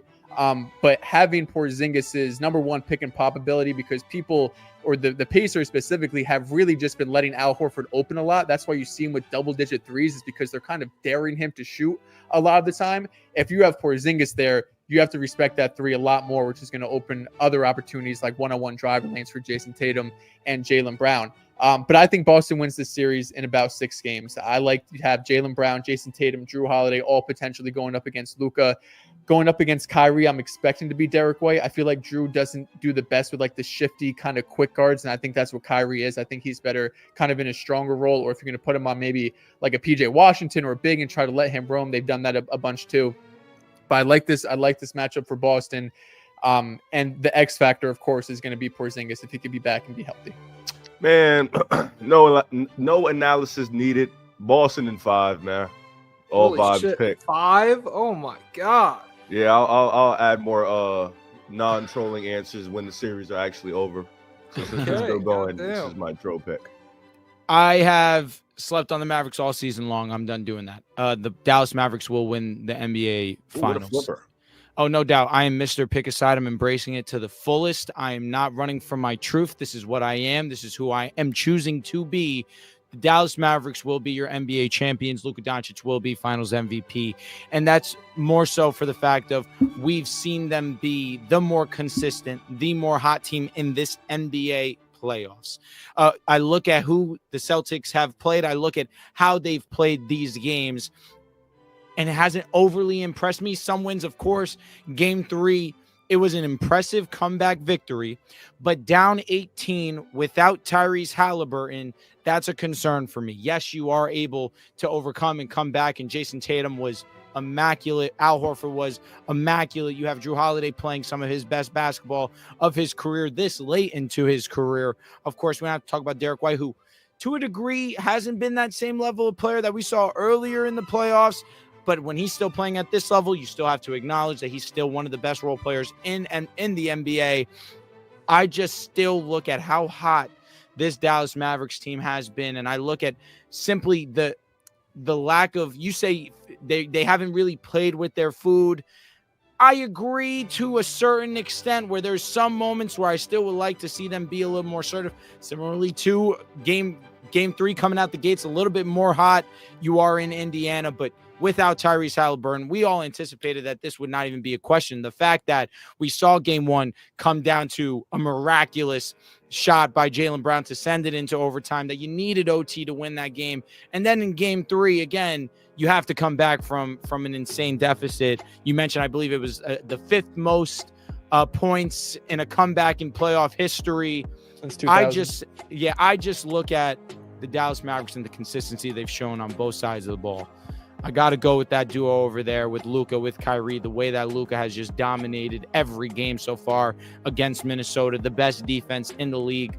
I don't have concerns with him performing and showing out against the Boston Celtics. Even though I do think Jaylen Brown's a good matchup, it does not matter. Jaden McDaniels is one of the best defenders in this game, and he's frying him every Jaylen Brown single a little thick, time. though. He is. He has a lot of strength on him. I feel like that's definitely underappreciated in his game. But the consistency we've seen from Dallas has been immaculate. Yeah, I'll go Mavs in 7. I don't have I want to pour over the matchups and the numbers head to head a little bit more. Agreed. But I just feel like especially in this Indiana series, I feel like, is there any reason I shouldn't expect Dallas to be able to get Boston into those situations that the Pacers have gotten Boston into? I don't know why I would think that. The Mavs are a way better team. And if Dallas was in those situations with Boston, if Dallas was up 18 on Boston, or it was like a 1-possession game back and forth down the 4th quarter with Boston, I feel like Dallas is the better suited team for those situations. And so I feel like they will come out on top because of that. I was looking at the Celtics record against winning teams, 8-4 against teams with a 600 record. That's only the Clippers, OKC, Minnesota, Dallas, and then the Knicks. And they are 26-13 against teams that are 500 or better. So, great record against winning teams. You know, it's hard to poke a hole in Boston's argument that much. Freola 33 goes, Ant better than Tatum? ? LOL. Maybe in the next life. It's gonna be in a few years. That's gonna be consensus. It's gonna be consensus, honestly. Ricky goes, hey Riv, what's up, my heart? What up, my boy? Beloved. Crazy. He has another super chat. Not 2024 Luka or 2016 Curry? By the way, this will be one of the greatest regular season from a player if Luka wins a ring. I'm not answering that. 2016 Curry's the guy, the comparison.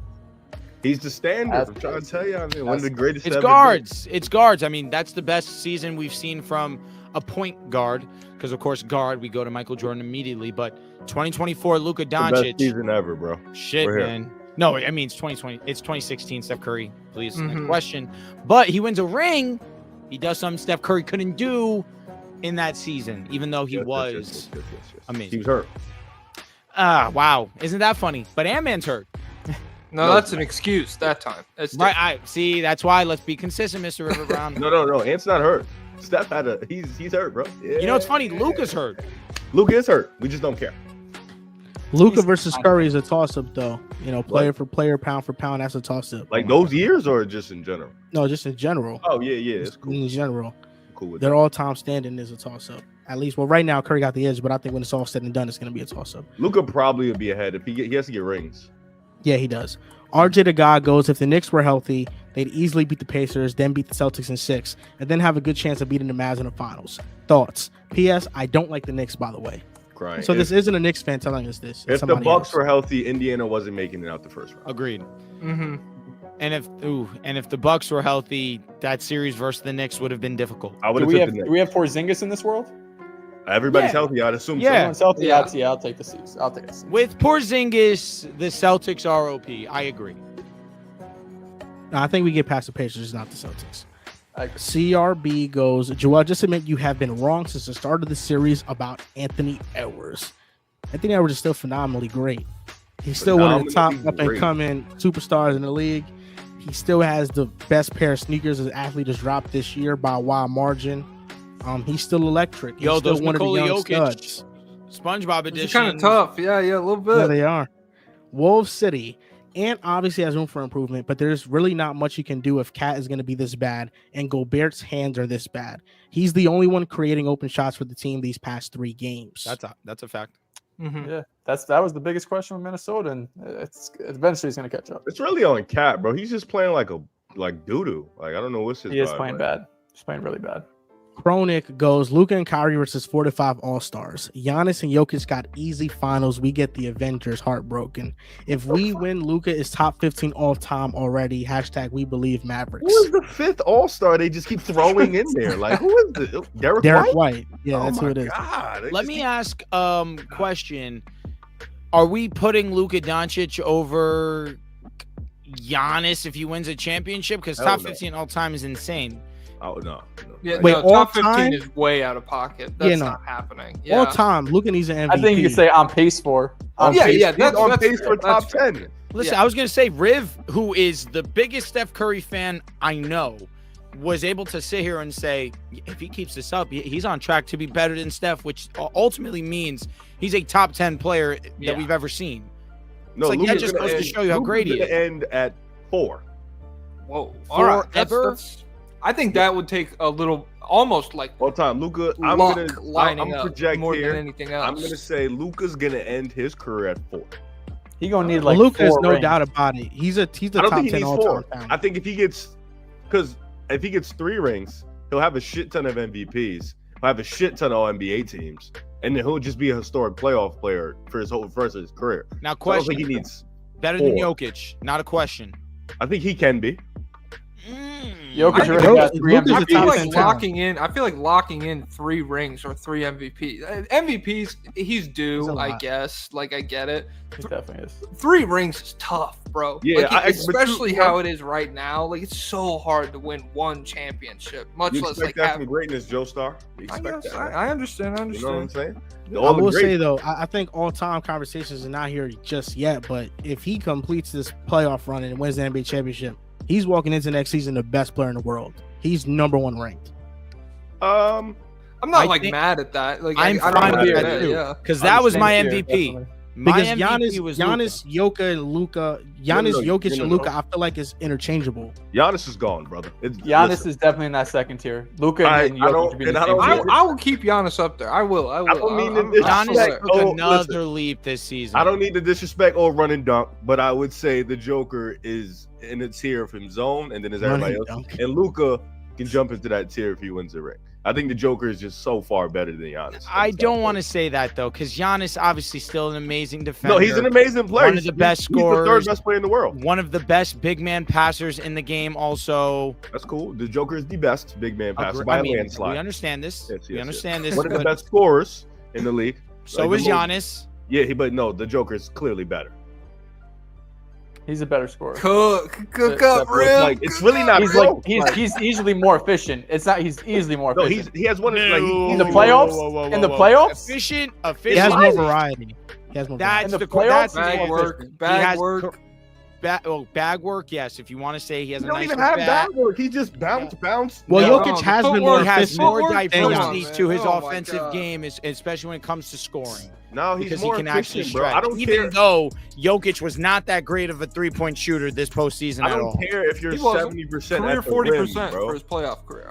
If somebody's if He Giannis was is elite all- last year. I If agree. Giannis is all 68%, right? If he's 68% from the field, but it's all rim work, and the Joker is like 55%, but it's jumpers, layups, mid-range, three. Like he's more efficient to me. Like he can do everything in an efficient standpoint. So that's why And I that's was why that's why it was so jarring to see Jokic kind of be, I don't know, by his standards, mid efficiency.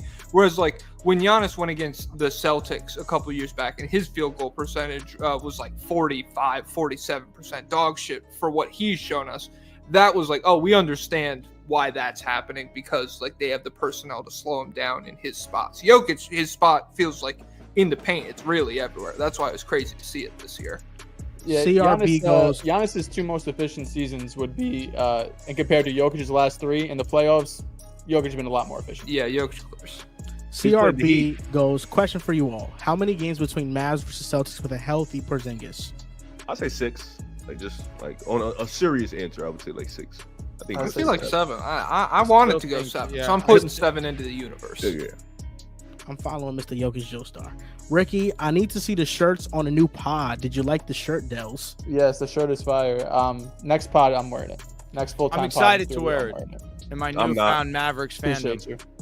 So yeah, Ricky, I wore your shirt on the trivia. First time I debuted the shirt, wore it on the trivia. He It was got me a hard. beautiful Anthony Edwards graphic T-shirt. I really That enjoyed I shirt it. wish was John was sweet. here so we can tell the world how he fumbled. Yeah, they're gonna see it. T Lotus goes, Tatum and Brown about to have their way with the Mavs yet again. If you want to lose your money, root for the Mavs. That's a crazy comment. Who do you guys think has the inside track for ECF MVP? Tatum. Jason I think Tatum. it's Tatum. It's I would give clearly it to Brown. Fuck Tatum. Hey, bars, but it's still Tatum. Like, Bars. He had 40, man. Give it to Brown, man. Come on. What are we doing here? Pamo goes, C's 4-0 versus Dallas in Dallas' God. last 2 years, and 11-0 versus Kyrie since stepping on Lucky. Ooh, this is like a legacy thing, like Kyrie know, I am beating excited. Boston. This Oh is my like a God. jinx right here. Oh, we're undefeated. Oh, Dallas just handed you 4 ass whoopings. Well, You know, Joel, remember yo, this moment. Drew. Yo. I know you're not the biggest KD fan, and I know Dels isn't. Joe Star really isn't. Joel is. Joel, you know what's funny? If Kyrie wins a ring, everybody would have got to win a ring except KD. Without Kevin Durant, that's kind of crazy. Or Like, Harden. Harden still needs Harden. one. Yeah. we're ignoring him. He's not a part of the conversation. He got After leaving with Katie or what? like KD left Steph won. Kyrie left KD. Kyrie might win. It's kind of crazy if you think about it. He may have been the problem. Katie is stamped. Ain't nothing you what? gonna say. He's stamped. Stamped what? He's stamped. He's got top swept. 15 player ever. He's stamped. He's stamped. I can argue a few ahead of him, but who am I? Kicks and Fitz goes, bro said 35 against the Mavs, LMAO. That was mostly pre-trade and once after the trade. Before they built chemistry, put a hundo on it. He said a huncho. Moses Malone or Kevin Durant? I'm going with Moses Malone. Okay, there we go. I like that. Santos goes, Jake, how you feel about the Utah situation and JJK? I He said assume it's Jack. Jack.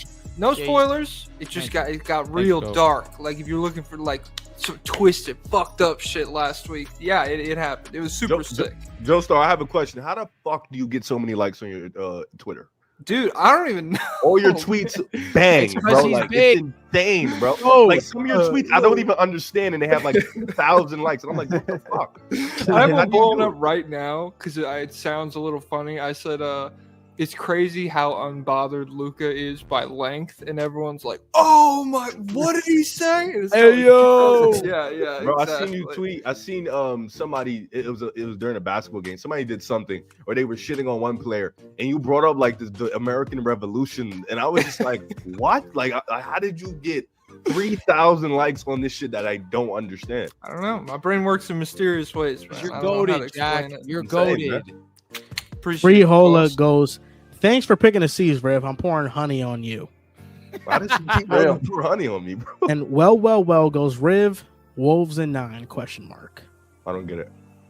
That It's a play on the never Wolves over. not Correct. winning the series, yeah. Djokovic, son of God, $100 euros. Is that what it is? Yeah. Wow, yeah. shout out to Djokovic. Really important Mavs finish the Wolves in 4 or 5. Luka and Lively really need a week's rest. Regarding Jokic versus Giannis, Joker is clearly better. Ball nowhere. Ball nowhere. Glad he spent the super chat on a great opinion. I suck toes goes Jeremy Grant, laughing faces. That tweet deserved more likes. Shout out to my brother Toes. Shout out to Jeremy Grant, man. All-star level player, 20 points per game. Nuggets legend, man. Lock it in, man. Nuggets legend. Can fit any role you want in the Joel, fit. I'll be honest. It's my least favorite take of yours. Jeremy Grant? Yeah, it really is my least You favorite. sure a lot of shitters. Hey, listen. It's Auden Tate, number 2, number 1, Jeremy Grant. Listen, I know I've said some bad things. This I'm path not to out the of- finals is extremely weak. It's extremely weak. Jeremy Grant. I mean, with Tatum. I mean, Tatum's like You might as all well rim spit- pressure, though. you might as well spit in Jason Tatum's face with that one. I disagree. I think you're underselling That's Jeremy right. Grant. I'm not. not. He's Fine. all right. Enjoy the He's last fine. few days of him. I trying think to Jokic speed Joestar up. would be loving Jeremy Grant on his team right now. Hey, I'm still rocking with Michael Porter Jr., but Jeremy Grant, he's all right. That contract's just too much. We'll never see him on a competitive team again, man. No, we're not. Well, that's gonna do it for the stream. Jack, I want to thank you. Everybody, go make sure you tune into the State of the League. State of the League State of the podcast, League podcast, please. baby. State of the Hell State of the League, League yeah. boy. podcast. Come on. This fine Appreciate gentleman y'all. hosts a great podcast. The description, the link will be in the description down below. You guys can just go follow it. We appreciate you for your time. Fellas, have a great night. Everybody in the comments, have a great night. Make sure you guys like this stream. Adios.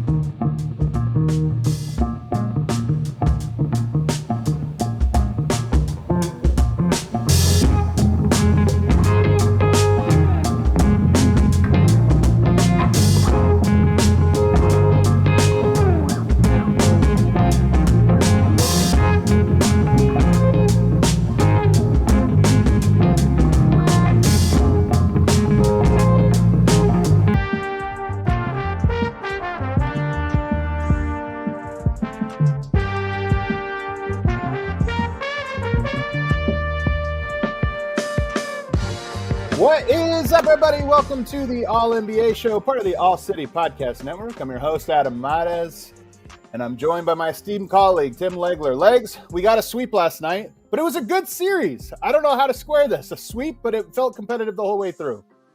Yeah, very strange, right? I mean, and I said this last night, Adam, you will rarely see a team or series in which a team gets swept that was in better position more often late in games than the Indiana Pacers were in this series. It's crazy, and game one was the one, like, you have to win that game in order to, almost guarantee a longer series. And they don't. They cough that up at the end of the game. Critical mistakes. Boston takes advantage of it. Game two, Celtics dominate. Jaylen Brown's incredible. Go to Indiana. Both games, one possession games inside of 3 minutes. It's there for the taking. And I think what separated the two teams, and we saw it again last night, the poise, the execution, the shot making, the defensive plays, because they made them again last night, like that, all of that favored the Celtics in the big moments. It's that simple. Indiana absolutely earned a lot of respect, I think, from people that were watching that series because of the way they were able to still play, and they missed, their floor leader Halliburton out a couple games, and they still played them the way that they did and gave themselves positions in these games and chances to win games. But they just weren't nearly as good as Boston was in the big moments. It's that simple. And so you get this strange sweep when 3 of those games were hanging in the balance late, and yet Indiana can't win any of them. And so Boston moves on, which we all expected to happen. I just didn't expect it to end up being the number 4 games because it didn't feel like this should have been a 4-game series. Yeah, we're going to give the Pacers some love, but we're also going to give the Celtics some love because while they had to eke out a couple of these, they won in a sweep and they went through the East in 14 games, which is very rare. It's an extension of what they did in the regular season. So today we're going to give them some love as they move on to the finals and talk about what maybe is different about them this year, some things we noticed about them that are different from previous years. But first, we are presented as always by DraftKings. Stay tuned because you'll hear more about DraftKings and all it has to offer throughout the show. DraftKings, the crown is yours. So, Legs, the way you framed it's interesting because I felt like the Pacers should have won 2, if not 3 of the games already in that series. And yet I also feel like the Celtics should have won the series. So it's weird to square those. I think the Celtics are the better team. The Pacers did some stuff. But in game 3, they led for most of the game and lost the lead with 39 seconds to go. They lost the lead a little bit earlier than that in game 4, but the Pacers retook the lead, and this time it was 44 seconds before the Celtics took their final lead of the game. So in a lot of ways, to me, it mirrored game 3. You have control, and then you could just feel this sense of hanging on. You're hanging on by your fingernails, trying not to let this one go, but they couldn't score in the clutch. They had some turnovers. They had some, some bad shots, some just bad possessions. So what happened? If we just analyze this game real quick, what happened for the Pacers in the clutch of game 4? I think the turnovers are critical. And I think, that's when you start looking at the Halliburton factor, like for them in late game ball handling. That's going to be in Tyrese Halliburton's hands. And it doesn't necessarily mean he's going to shoot or score, but he's really good because of his length and size. He's really good at getting ball screens and dragging people and then able to get the ball out of that with 2 on the ball to the spot that it needs to go to so that they can then make the next pass or operate their offense and somebody can get a good shot. If you look at some of the turnovers they had, it felt like Indiana was a little bit frantic. They didn't play with composure and where they took the ball quickly up the floor into traffic with guys that are good ball handlers and looking for their offense, but not necessarily to control the ball, to manipulate the defense, to move it to the next guy. That's what Halliburton can do. So the loss of him was clearly big. But that was the biggest one. They also had a problem securing defensive rebounds at really important times in the game. Some long rebounds were had by Boston seemed to me, you can call them 50-50 balls if you want. I look at it like some of those balls were 60-40 balls, 70-30 balls, and you still didn't come up with them that were really important plays in the game. So Boston made those winning plays. And then, look, the shot making of the Celtics. They made every big shot they had to make. And it was interesting watching them. Adam, I don't know if you can, hopefully I could describe what I'm talking about, but the rhythm with which they were taking the shots was so slowed down. It was almost like they were shooting practice shots, but they were contested. And it told me that they had incredible calm. And it was across the board because they all did it. Tatum made big shots in this series. Brown, Derek White, Drew Holiday, all those guys, the principal actors, made big shots in this series late. And the comfort level that they had in those moments was pretty was pretty stark to me. And I thought it was a contrast to Indiana that got rushed up and sped up in those moments. You know, they had an 8-point lead with 2.5 minutes to go in game 3. An 8-point lead. All right, they had a 3-point lead with the ball with 8 seconds to go in game 1. And then last night, I'm looking at it because I was curious, like thinking what was their biggest lead late. They led by 8 points with 5:56 left. You got, you know, so think about that. I mean, you're in control. You are in the driver's seat. At that point, you just can't have, 3-4 possessions in a row where you don't score, and you're going to win the game because you just have to stop the momentum of the Celtics, and they just weren't able to do it. So I guess, that's a lot there. The blanket statement would be execution, plain and simple. Indiana did not execute and get quality shots when they absolutely had to have it, and Boston felt like every decent look they got, they made in those spots. Yeah, it kind of mirrored game 3 in a lot of different ways. One was with Nembhard late in the game, and he made some big shots and made some big plays. I actually thought he was very good in this entire series. I know last series he was sort of the mark, and we talked a lot about how, Jaylen Brunson was finding him and attacking him. Sometimes it's as simple as matchups, and that's a tough one. I thought he was much better. He was good offensively in the last series, but I thought he was much better as a two-way player in this one and did some good things. But in both the last 2 games, the difference between the ball in Halliburton's hands and closing that out and getting good shots and him, and I almost feel like we had another scenario where it was transition, and maybe it's just by the way Indiana plays. They don't want to slow things down even in the clutch. He had another, I'm being aggressive, I'm driving into traffic, and turns it over at a key spot, and I just thought Nembhard was so good in the series, and yet my lasting memories is going to be 2 major terrible last 2 minutes where he got turnovers, and that's rough because I feel like this is a launch pad for him, but you have to balance it out with those plays. The game 4 play last night, that's just inexcusable. Like, where are you going? He's out of control. You come down, it's all kinds of traffic, you're spinning into the paint where all the bodies are, your head is down like that. And again, you're right, and I'm going to go over in a second so we can kind of really lock in on how good he was in this series, but that's not the spot you want him in. You want him off the ball as a primary scorer because he is a really talented offensive player, and they have found a guy that is going to be a huge part of what they're going to do going forward. There's no question. The game 3 one, the turnover, I just felt like that was an incredible play by Drew Holiday. It was. Like his anticipation to jump that hard to his right hand. He clearly saw him there in the moment where he was going to try to get, and he beat him to the spot. And I felt like Nembhard was trying to aggressively get in that angle and then get to the rim and try to draw contact. That looks like where he was headed. And Drew Holiday just beat him to the spot, like so badly. You rarely see a guy anticipate it that cleanly to that extent. So I'm going to give him more credit. But Adam, if I told you and you didn't know who the player was, and I just said, listen, there's a player, I'm going to give you his numbers for a conference finals, and just tell me, like what level player are we talking about here?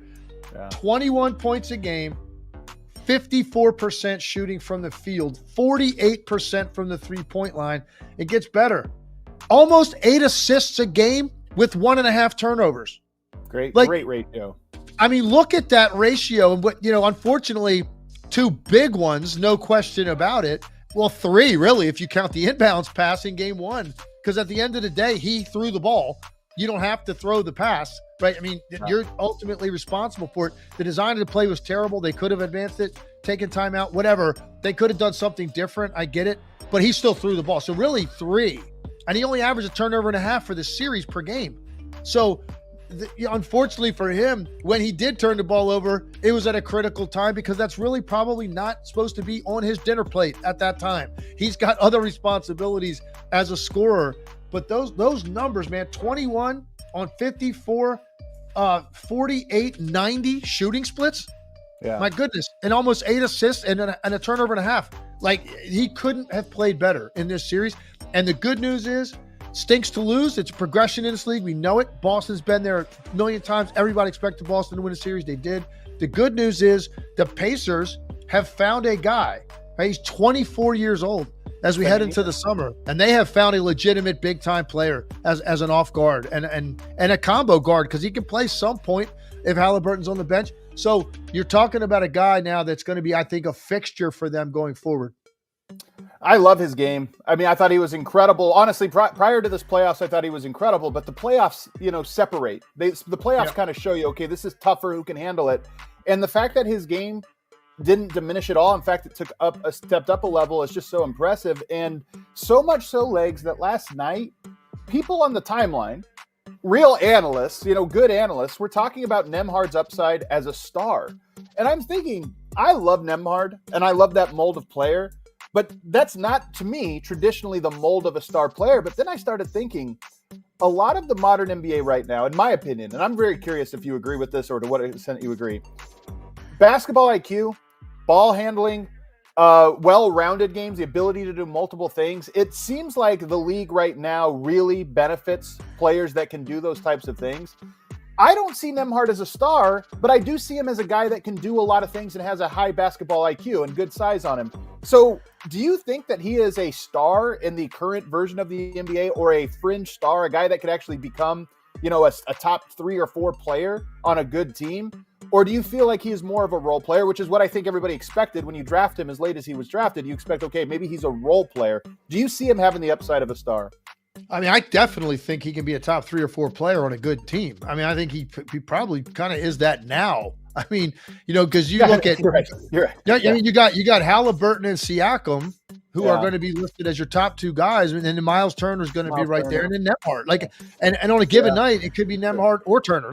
Depending. Hell, on some nights, it was more Nembhard than Halliburton, because Halliburton got quiet in some games in the playoffs. And so I'm not saying he's a better player than Halliburton. I don't know if he's as important as Halliburton. There's no question in my mind. I think this is a guy that can push 20 points a game, close to it, somewhere in that range, on a team that can contend. So I think that puts you in that category. Now, would he ever be an all-star? I don't know. When you're always going to have a couple guys that have bigger names, bigger profiles on your team that are going to get those kind of recognitions. But I think, to answer your question, man, it's somewhere in the between.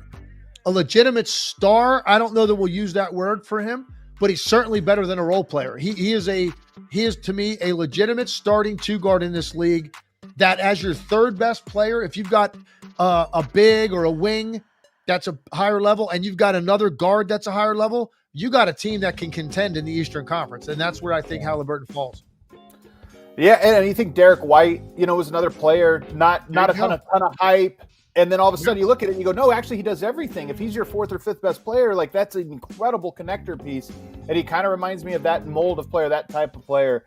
Another thing that happened in this one, and it's not a big deal, I don't want to belabor it. I thought at one point in this game, I thought Miles Turner was trying to get kicked out. He shoves Jaylen Brown. Then the next play, he slams the ball, which everybody knows if you slam the ball, and I think the unofficial rule is if the ball bounces above your head, it's considered a slam, and the ref will throw a tech. Well, he did that, and everybody on the court, all the Celtics players are looking at the refs like, hey, that's a tech, and they didn't give it to him. And while I don't want to belabor it because Miles Turner was great this year, he did some great things, that moment to me is always one of those, you have to go through it and you have to learn. And I looked at that one and I go, Miles Turner, this is a pressure. You're not feeling good. You're probably going to lose the series, all of this. And that response was a little concerning. So not to belabor it, but at least that stood out to me and I made a note of it. Yeah, no, I think that's a fair note. I was sitting there watching the game with SVP when it happened, and I said, well, he's going to get tossed because of what you said. That's kind of the rule. And even so you have two ways to go about it. If you could slam it really hard and catch it, you still might get a tech because of the noise and the force. Right? Yeah. Or you could slam it soft and catch it. No big deal at all. It happens all the time. If you slam it kind of soft like he did, but hard enough that it comes up above your head and you made no attempt to stop the ball, that's a gray area because he didn't forcefully slam it, but he also made no attempt to control the ball. So, that is absolutely right down the line. What are you going to do? And I think the bottom line was, and I think they probably did the right thing by saying, look, do we really want to eject someone in a game like this over that? So they elected not to. But you're right. I said the same thing. How dumb can you be? Come on. What are you doing? Right. You just got a tech. Are you trying? You know how close you are to getting ejected right now? You're going to leave your teammates out there by themselves in a closeout game? Come on, man, you're too important. So, but you're right. There's got to be a maturity to this and a learning experience from this. And I think there's no better, honestly, if you're going to lose a series, Adam. Now look, losing a 7-game series where all these games are close. Yeah, clearly you really feel like, man, like we really had that team on the ropes. And now I can't wait till next year. We know now we're in the mix in the East, and let's go. Let's improve our roster, and let's be healthy, and let's make a run at this thing next year. But short of that, this isn't a bad scenario either, because you realize how close you are, because you're talking about a handful of possessions in this series, in the whole series. I guarantee I could go handpick less than 10 possessions in this whole series and flip the entire thing, and it'd be 3-1 Indiana right now. If I could go handpick those and they were managed differently by the Pacers, or Boston missed one of those big shots, right? So I think that gives you a sense that, yeah, man, we were right there, but at the same time, we had 0 wins. So you still have it in your head that, like, yeah, okay, we were close, but we didn't win any of those games. So now we have to really go out, and we've got to look at our roster, look at ways to improve, look at ourselves, and watching these films of these games. How did we come up small when we needed to be bigger? And that's going to help this team tremendously going forward in the next year. I know this. They're going to be on everybody's radar now going into the season. That's are. The thing. Yep. And so now you've got to look. It's different. It's different than this high-octane team that was hard to prepare for, and they stuck up on some people, and in the in-season tournament, they got some hype. Then they went away for a while, and then they got hot at the end of the year against a depleted Eastern Conference. That's the narrative that a lot of people are going to have. Next year, that won't be the case. You're going to go into the season, people are expecting to get a really good team in their building, or if you go into their place.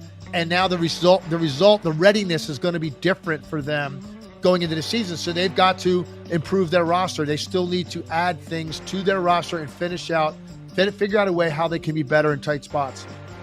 I think the Pacers represent the second, and for Pacers fans, take note of this. This is the second best season you can have.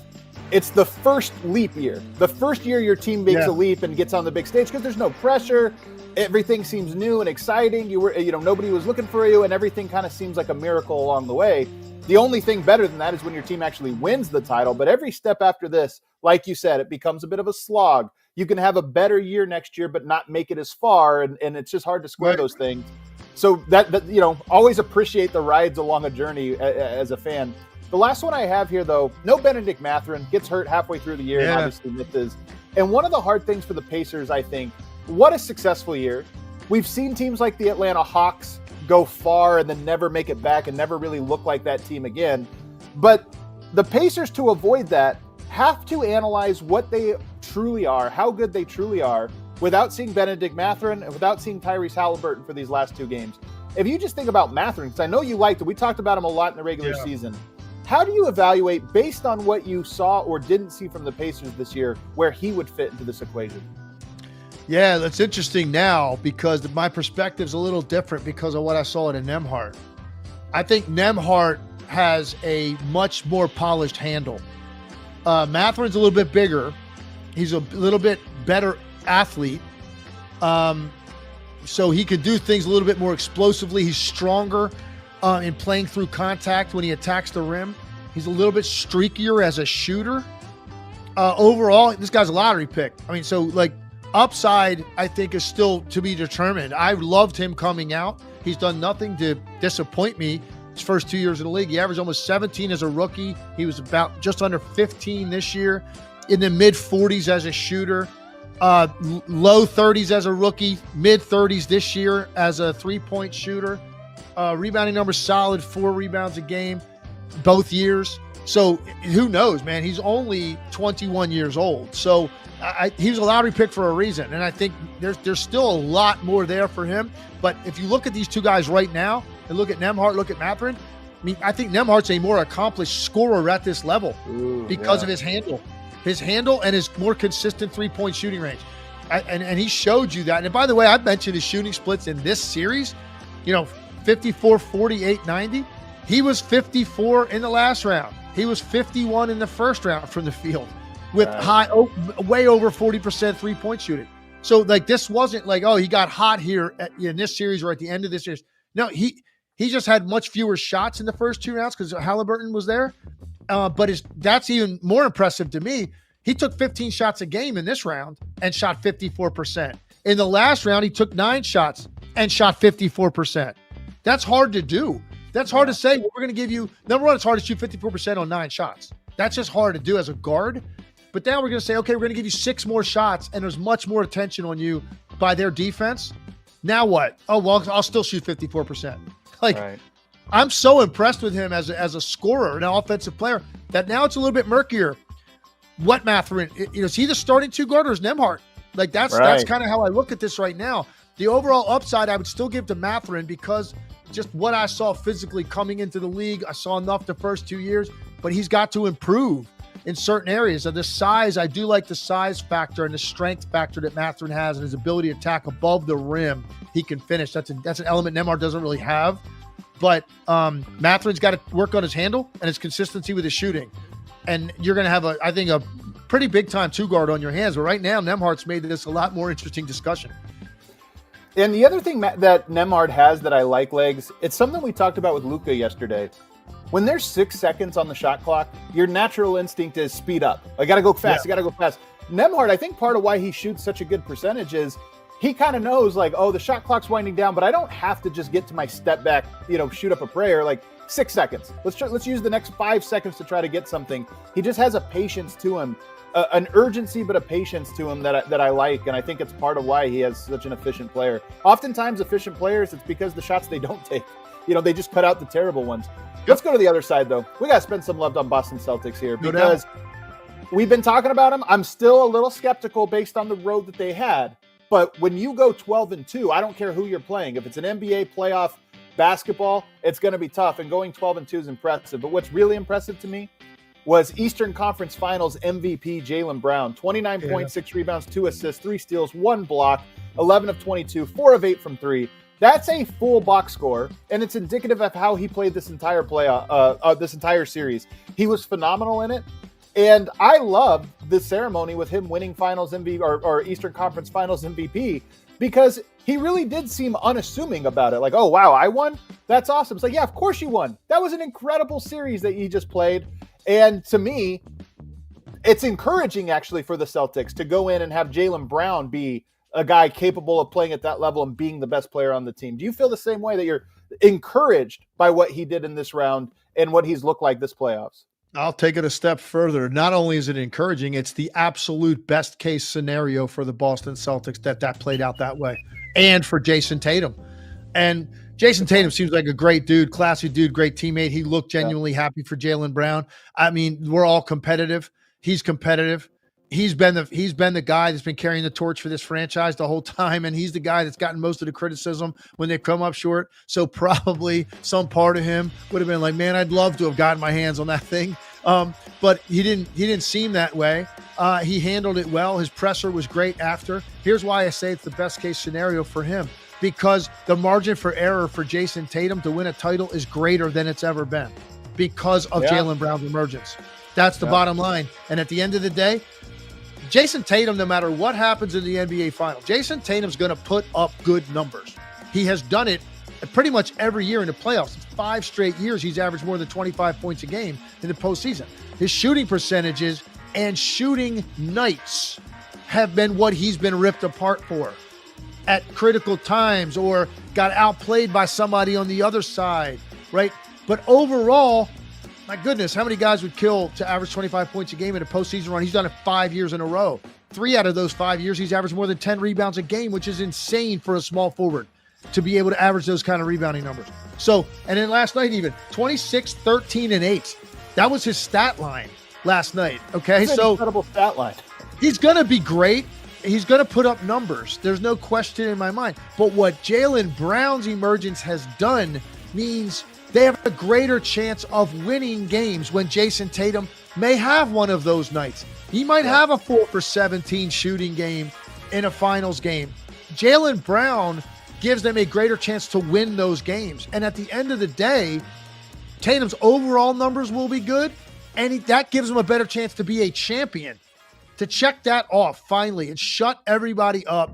I'm a champion. Whether you're the finals MVP or not. Now, I think, you know, a guy like that, man, he would crave that finals MVP if they do win a championship. Sure. But that bottom line is you got to check the box no matter what it takes. And Jaylen Brown is giving you a better chance to do it. So is the addition of Derek White and Drew Holiday and eventually, you know, Porzingis if we ever see him. So that to me that's why I say, Adam, that was the best thing that could have happened to the Celtics was Jaylen Brown playing to this level that he's worthy of that award. And he got it. And now that means they've got a better chance to win a title. In fact, Jason Tatum's best chance to win a title is about to happen on June 6th. But this Celtics team, I mean, getting Porzingis back as we expect them to do. I mean, you got 10 days before the finals begin, or 8-9 days, something like that before the finals begin. You got a lot of time now to rest up. Boston should be fully healthy and going. And I think the biggest thing that Porzingis is going to bring, actually, I shouldn't say the biggest thing, because he's going to bring a lot to this team. But one of the things he's going to bring is they have 5 guys, when you add in Horford, you know, this last series, they had 5 guys that I thought were great. And then they had 3 guys that were good in very narrowly defined roles. I mean, Pritchard, Hauser, you had Brissett a little bit there, you had Tillman, you had a couple guys. They're not bad players, but they're narrow in what they do. Giving you Porzingis and moving Hal Horford to the bench, it just gives you 6 guys now that can play in that configuration. And I think that actually is one area that is underrated in how handicapped the Celtics were. I mean, everybody knows they didn't have Porzingis throughout most of this run, but just having another player to add that depth. You look at last night, 44 minutes for Tatum and Brown, 42 and 40 for Horford and Derek White. They played their guys a lot of minutes. They're not going to have to do that in the next round, and I think you're going to really notice that. Yeah, no, I agreed. I think, you know, their depth is interesting because they seem like people, we consider them a deep team in the regular season, and now we're kind of like, wow, this is what they're down to off their bench. And Hauser really struggled in this series, in the postseason in general. Like it's clear that he's being treated differently now than he was in the regular season. Because in the regular season, you could talk about Hauser and talk about no help responsibility and stay connected to him and stay home. But you talked about it for one walkthrough or maybe a film room session, and you get ready to play that team, and then you're on to the next team. And so he's going to get loose on you. When you have a series, you can really tighten up the extent to which you don't allow guys like that to interject themselves into the series. And it happened to him. And I thought it was a pretty good anecdote on the broadcast last night. JJ Redick talked about one year with the Clippers when he was playing there, and they played Utah in an early round series, and they were face guarding him as soon as he crossed half court. And Doc Rivers told him early on, this isn't going to be your series. Just prepare for it and find another way to help us win. And that's kind of what happens with shooters sometimes. Like if you get played a certain way, there's not a ton you're going to be able to do if you don't have the kind of handle that you could escape. That's not who Hauser is. He plays off other people. And if you just decide not to rotate off of him, it's going to be hard for him to get open. So they're even thinner on the bench in this series than we thought they were. Porzingis answers a lot of that. And what I've said about this team repeatedly, despite the fact they don't play a lot of guys off their bench or have a lot of like what you would consider huge impact players off their bench, their starting lineup is so versatile. That is your depth in a lot of ways, right? Those guys can come out, then come back in at a different position even. So, you know, Drew Holiday can come out of the game. Well, Derek White slides over. He's your backup point guard now. Or you put it if you want to. And then Pritchard will get, you know, fewer minutes, whatever. So their versatility with their starting 5 is their depth. I just think the Porzingis thing is fascinating. Here's the thing that's weird to me, though. I saw people on social media last night saying, well, this is great for the Celtics getting this long break because now more time for Porzingis. I'm like, it wouldn't matter because Porzingis, assuming he weren't going to see him to the finals are starting on the same day no matter what. They're starting on June 6th, no matter what. He's got that amount of time. I don't think no matter what happened in this series were you going to see him take the court under any circumstances. They're going to, because I mean, if they were down, I don't know if they were down like 2 games to 1. You don't think he would have come back, or if it's 2-2? Okay. I don't, because I think they knew that they had enough to beat this team. They felt like we're going to be able to get through this no matter what. Give him absolute maximum amount of rest because the stuff that they can put him through without putting him on the court in a situation where it's not a controlled environment and now he's reacting to something, you can hurt yourself again if it's not ready. I mean, that's exactly what happened to Kevin Durant in the finals that year. He hadn't been put through enough. They could take another 10 days now and put him through all kinds of scenarios in a controlled environment where you feel like you can finally turn him loose. And by the way, I'm assuming he's going to be ready for the start of the NBA Finals. I don't know. We haven't heard anything. I've heard nothing about this. So, Giannis, look at Giannis. He said he wasn't even close when that series ended. I don't know where Porzingis is in all this. You would think another 9 to 10 days, you would think you're going to see him, but I don't know that. But man, what a difference maker he will be in that next round, regardless of who they end up playing. Yeah. Our headline here, Legs, what's different about the Boston Celtics this year? Because part of what's going on with the Celtics is they've been a top team in the East for a long time, and they haven't gotten it done. A couple high-profile collapses and losses to teams you didn't expect. So I think there's a built-in, what they did 4 years ago is indicative of what happens today, which is obviously not always the case. But when we ask what's different about them, I'll give you two things, and then I'm curious to hear your opinion. First of all, the defensive guys like Derek White and Drew Holiday, the impact that those guys make, being able to hold the Pacers scoreless for 3 minutes in the clutch, most teams can't do that. Even against bad teams, you can't do that, let alone a team like the Pacers, to be able to win that way. And then number two, I do think the Jaylen Brown part of this, one of my skepticisms for the Celtics all year was their clutch time offense often devolved into a lot of isolation ball that resulted in mid-range step backs and difficult shots. And that's the Tatum offense. He's very good at those, but do you want that in the clutch? I thought the ability to get to the basket from Derek White, from Jaylen Brown, even from Holiday, to me, it feels like the scales for the Celtics team have moved, not fully in that direction, but have moved enough that now in the clutch, you don't know what you're getting. It's not just get the ball to this guy and get out of the way. You're getting some dribble drive, getting to the basket and getting in the paint. And to me, that's a huge thing. 3 of the 4 wins in the conference finals were in the clutch. That's something that they had to sort of do and will have to do in the next round. And I think that's one thing that's different about this team since, say, last year, watching them battle with the Heat, so much of it was, did they hit the turnaround? Did they hit the fall away? Did they hit the final buzzer shot or what have you? I think they're a little bit different in that regard based on what we saw in this last week. I think that's a great observation, and I think so. I will echo that and add something to it and give you one other thing that I think is important. You're right. They're smarter in winning time. They're smarter. That's a big difference with this team. And because they can beat you in more ways now, and they're more willing to make sure that they beat you in different ways rather than just a great shot making out of their best 2 players. That's good. You're going to need some of that too. The Mavericks are getting plenty of that too. Like, that's not complicated to run, 77 clear. All right, if you're the Dallas Mavericks, we know what that's going to be, right? That's 77. Hold on, is that a Luka Doncic play? That's not genius coaching, Adam. That's like, okay, yeah, we're going to run that. Let's run 11 flat. The Kyrie with everybody get out of the way. Like, so you're going to need some of that too. But the fact that they're less likely to settle for the shot you want them to take in winning time. Now, there were times in the regular season they lost games when I thought they fell into that trap. Yep. Just going to shoot the first half decent 3 they get over and over and over and not make you work against guys that have length, strength, and good handles and can break you down and break down a defense by getting 2 feet in the paint and play out of that. And they wouldn't do that sometimes, and they would lose games in the regular season. What they just did in this series is impressive. And I know people want to just act like, they've done nothing to this point in the postseason because who they played and who was missing. I just don't look at it that way. I don't. I'm looking at them overall and how clean they're playing. And I'm looking at the adversity they did face in the first 2 rounds by losing game 2 at home. Their response was emphatic. And then in this series, 3 games, bottom line, we could talk about Indiana all we want and the mistakes they made, and there's plenty to go around. Boston Celtics jumped on those, and they took advantage of them. And especially in the first game, that's a terrible inbound. But all 3 of those guys, 4 guys, were defending it the way they had to give them a chance to come up with that turnover. And then Brown makes the 3 on top of that. And then these last 2 games in Indiana, there was some turnovers by Indiana, but it was what Boston was doing on the other end. That was impressive to me. The way that they handled those spots and took advantage of these little windows being cracked open, and they busted it in. So I think they have been tested because there was a lot of anxiety in this series for them. And I think that's a good thing, the way that they managed the game late. And the last point, to go with that, then we got to give Mazzulla some credit because he got beat up last year because we thought late game stuff like, oh, what's that? They ran that out of an out of bounds. I remember one time in Philly series, they ran a direct inbounds from the sideline late in the game to Marcus Smart in the post.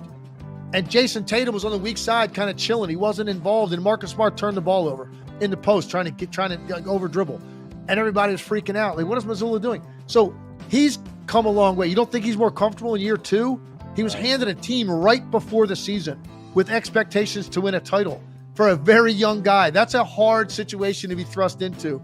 Okay. Now he had a whole off season. He had all season being in control. He looks more comfortable and confident, and he certainly has something to do with their defensive adjustments late, with what they run late offensively. So I think Mazzulla being more self-assured has given them more confidence too. They've got a coach now that's a little bit more battle-tested as well. So you add that all up, and they're just right now, they're handling pressure moments better. I expect them to play the Dallas Mavericks in the finals. They're going to need all of that because they're playing a team that has 2 guys that are incredible in those situations as well. It was a great tune-up exactly for that, which is going to be 100 times harder because, like you mentioned, 2 best closers in basketball are on the other side should Dallas advance. Last note I have on this one, actually 2 things. One, I found this from, I think, Josh Boraz in the comments here, but if you think about, they lost 2 games. Think about what it took to lose those 2 games. One of them, Miami Heat, made 23. Was it 23 or 26? I don't even remember what the number was. It was either 23 or 24, but it was like the second most. Absurd amount of threes. So that's what it takes to beat them, that kind of variance. And then, of course, 64 wins in the regular season. All signs are pointing towards this is a juggernaut, but they have a team that's obviously making statements both since the All-Star break or since the trade deadline and now in the playoffs in Dallas that seems to be on a collision course for them. My last point, and then we'll move on and briefly touch on what we expect from Mavs Wolves tonight, but my last point is they added the conference finals MVP trophy, and I love it, and I actually think it's not far enough. I wish every playoffs had a trophy for MVP, and the reason is I just like this idea of saying, like, who was the most valuable player series by series. There's some guys, I don't know how many times LeBron James would have not won MVP of a playoff series on a team he was part of, but there are some teams where it would be fun to look back and say, okay, how many times was it Magic? How many times was it Kareem? How many times was it somebody else? I just kind of like this idea of you shouldn't be gunning for it, but who is the MVP of every series that goes by? And as another way of measuring players, I think it's neat. No, I do too. I absolutely do. It puts context on what you just watched. I think that's the best part of it. And look, these are the games that these guys get beat up over if they don't play well. So reward them by acknowledging them if they do, man, and they come through. So I like the award as well. It was interesting. Like I would have said, and I wasn't even thinking about this as the game ended. I'm about to go on the air with Scott Van Pelt, and so I'm kind of like getting my touchscreen together and like thinking things. I wasn't thinking about the award, and then I saw the video of him getting the award, and I was thinking to myself, like, right when the game ended, if I asked you right now, boom, who's the conference finals MVP? Would you have said Jaylen Brown, Adam? Yeah, I think so. He was like so right good away, like right immediately, or would you have had to look at the numbers and stuff? Man, I think I would have said it right away, but you are right that it wasn't like obvious. It was one that, and I was with you when they announced it. I was like, oh, that's right. There's an MVP for the conference finals now. I wasn't even thinking of that, but I think I would have said Jaylen Brown. Yeah, I would have too, but I think I would have gone like, okay, wait a second. Let's get the number. Yeah, let's see each game. Think about it for a second, and I like to look at the numbers a little bit. And no, I mean, look, he was you think about it. Hits the 3 to force overtime in game 1 after the turnover. 40-point game 2. He is the story of that game, the one decisive win in the series. And then was sensational late again last night. So, yeah, it makes sense that Jaylen Brown got it. Jason Tatum had great numbers in this series as well, and finished it with a 26-13-8 game. I mean, you can't do much more than that in a closeout game to get to the NBA Finals. So make sure we pat him on the back as well. And now here they are. We expected it all year. I think most people, like, this looked like a foregone conclusion that Boston was going to be in the NBA Finals. It did to me. It just never played out anywhere close to what I expected. With all of the injuries, Embiid going down during the season, Giannis going down late in the year, the Knicks being, getting all those guys, and then none of them are available. So it was a weird ride. But it ended up with the team that we expected to be there. So now they sit back and wait, and let's see if Dallas can get this thing done tonight and join them with a lot of days off.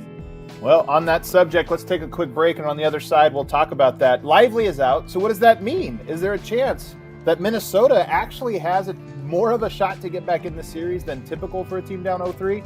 I think Legs believes so we'll talk about that on the other side. But first, let me tell you guys about the Game Time app. It's that time, middle of the week, or starting to get close to the middle of the week. You want to look around and see what's going on in your neck of the woods. One of the best ways to do that is by hopping on the Game Time app. They have those last-minute tickets, flash deals, and zone deals for all of the sporting events in your area.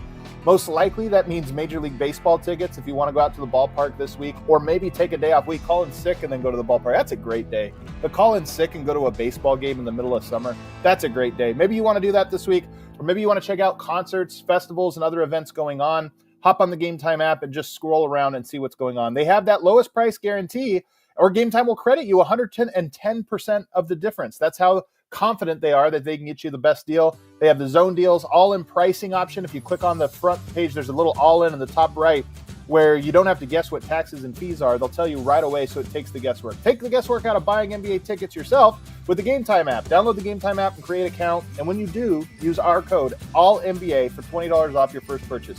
Terms apply. Again, create an account, redeem code ALLNBA for $20 off. Game Time. Last-minute tickets, lowest prices, guaranteed. Also want to tell you guys about our presenting sponsor, DraftKings Sportsbook. We're this close to getting to the finals. Just potentially one more game left in the conference finals before we get to the finals. With the action heating up on the court, it's even hotter on DraftKings Sportsbook, an official sports betting partner of the NBA. Let me give you some updated odds here. Right now, as we speak, the Boston Celtics are minus 225 to win the title. I hope all the Boston people that are in the chat telling us how we don't spend enough time on the Celtics, we're not hyping them up. I hope you bought your odds 2 weeks ago, because right now, minus 225, it's almost, that's hard to bet on. You're not going to get great value. The Mavericks fans, I know they bet on their team. They're at plus 195, so you can get plus money on the Mavs right now. And if you're a Timberwolves fan that believes in miracles, plus 3,000 for the Timberwolves if you think that's going to happen. If you're new to DraftKings, listen up. New customers can get a no-sweat bet up to $1,500. Just deposit at least $5 and you'll get a bonus bet back equal to your first bet if it doesn't hit. Download the DraftKings Sportsbook app now and use code ALLNBA. Again, that code is always ALLNBA for new customers to get a no-sweat bet up to $1,500 if your first bet doesn't hit. Only on DraftKings. The crown is yours. Gambling problem? Call 1-800-GAMBLER. Or in West Virginia, visit 1-800-GAMBLER.net. In New York, call 877-8-HOPE-NY or text HOPE-NY 467-369. In Connecticut, help is available for problem gambling. Call 888-789-7777 or visit ccpg.org. Please play responsibly. On behalf of Boot Hill Casino and Resort in Kansas, 21 and over. Age varies by jurisdiction. Void in Ontario. One no-sweat bet per new customer. Issued as one bonus bet based on amount of initial losing bet. Bonus bets expire 168 hours after issuance. See dkng.co/bball for eligibility, wagering, and deposit restrictions, terms, and responsible gaming resources. Back here, segment 2. Legs, I don't know what we're going to do in the finals, man. Celtics fans are feisty. They're looking for fights. Mavs fans, they've got the numbers. Our chat next week is going to get spicy with these two fan bases. We're going to have to gird our loins for that one. Let's go over now to Game 4 tonight against the Mavs and the Mavs and the Wolves. So Derek Lively's he took that tough shot to the neck and sprains his neck. He's out for Game 4, which we anticipated. With as big as a hit that was, we anticipated it. You're up 3-0. But here's the thing, Legs. You win this one if you're Minnesota. They're missing a starter, a key piece. In my opinion, Lively's a pretty key piece. You're missing that, so you could win Game 4. Then your next game is at home. You can win at home. All of these games have been so close. And if you get 2 in a row, you put a lot of pressure on Game 6. Look, nobody's ever come back from 3-0 for a reason. But I still look at it and say you have to go game at a time. And if you win tonight, there's going to be some momentum in your favor when you head back home. That's not crazy, is it? No, it's not. 3-0 is not. They're not all 3-0s are made the same. They're not. And look at the context of the situation. When you're 3-0 on the road in a Game 4, like Minnesota is tonight, you win. If you can find a way to win one game, you're going to get another home game. And now, who knows, man? You might be looking at getting back to Dallas for a Game 6 because the games have been tight. So when you're 3-0 and you're at home in that fourth game and you just get one game, you immediately go on the road and probably get closed out. Yep. Right? And so that's the difference here and why things can get real interesting. And obviously that's why, Dallas without Lively is a big deal. And by the way, that neck injury, it's funny. I was thinking about it. I remember having my son on my shoulders one time, and like I went to lift him off, and like he kind of got caught on the back of my head, and it really pulled my neck forward, and my neck hurt for like 4 days. I was like having a hard time sleeping, and like he took a knee to his head. The force that his head snapped forward, and how much he probably stretched out all of that at the back of his neck. Like I don't know what's going to happen here with Derek Lively, and he's been so good because this isn't about just having one of those guys available. It's been the dual component. They're always fresh. They do very similar things. Their stat lines have been incredible when you combine them. It's a little bit different when it's all that pressure on one of those guys. But not to mention foul trouble. Like the fouling, you don't care if one of them gets 3 or 4 fouls or 3 fouls in the first half or whatever it may be. You don't care because you got the other guy too. So you got basically 12 fouls to burn through if that's what it takes. Like all that stuff is different. You already don't have Kleba. So this is a big injury. And now you've got to try to navigate this situation where it doesn't get super interesting, where now, oh my goodness, now we're on the road for a game 5. Now look, don't get me wrong. I trust Luka Doncic and more than any player in this series in a pressure situation. That's why I picked Dallas in 7 games, not 6. I thought this was going to be back and forth, toe-to-toe, each team winning games, each team probably winning on each other's court. And then Dallas ending up having to go on the road for a game 7, and there's nobody certainly playing right now in the postseason, maybe in the league, that I would trust more in that situation to control the action and be sensational when you need to be than Luka Doncic. So they had that going for them. So look, Adam, they might just close this thing out tonight in a close game, or they lose and they go and they win on the road in game 5 because they come with that right approach and they've got these 2 incredible closers. So I'm not saying it would get super anxious for them if they lost a game, but the propensity is greater because of the fact you have to then travel again and go back on the road against the team that just beat you and you're shorthanded potentially. So it's something to watch for tonight, man. There's a little bit more tension in this series. Mark Stein is reporting that Maxi Kleber is back tonight. That's obviously a big good. That's good. I didn't even see that report. Good. So obviously, he provides them something different than Lively does. This is more of a pick and pop threat, but at least gives them another front court, line of defense there. So how does that change things? Because it is such a different piece. How does that change things for both sides here, for Dallas and obviously for Minnesota? It's definitely it's a challenge, more of a challenge for Minnesota now defensively, because they can play him at the 5, and it's a totally different look. You're not having a rim run, on these pick and pops, getting to him, and he had a big impact in the last series. In the Clippers series, rather. He had a big impact in that series. So getting him back now changes what you're going to have to do, and your rotations are going to be different, and it's going to be something you haven't even talked about to this point. The thing. You haven't even discussed that option because you're just talking about how do we defend this pick and dives, right? And these late lobs, and like, how do we do that? Where do we want to position Towns and Gobert and Reed, and how do we do that? Now it's like, okay, well, this is something entirely different. Now, I'm sure that they've been talking about it all day yesterday, knowing that he was that close. They're certainly talking about it now, and there's going to be some adjustments, but you haven't had the time to get reps on that in a game against him because it is a different rotation and different spacing, different look that Dallas can give you.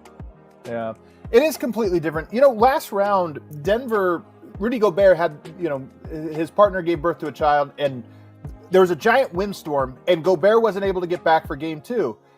Minnesota comes in, has to play completely differently, and blow the doors off of Denver, even though they were missing Gobert. And I honestly believe part of it was Denver spent 2 games adjusting to Gobert. Like, okay, here's how he beat us in game 1. We got to adjust.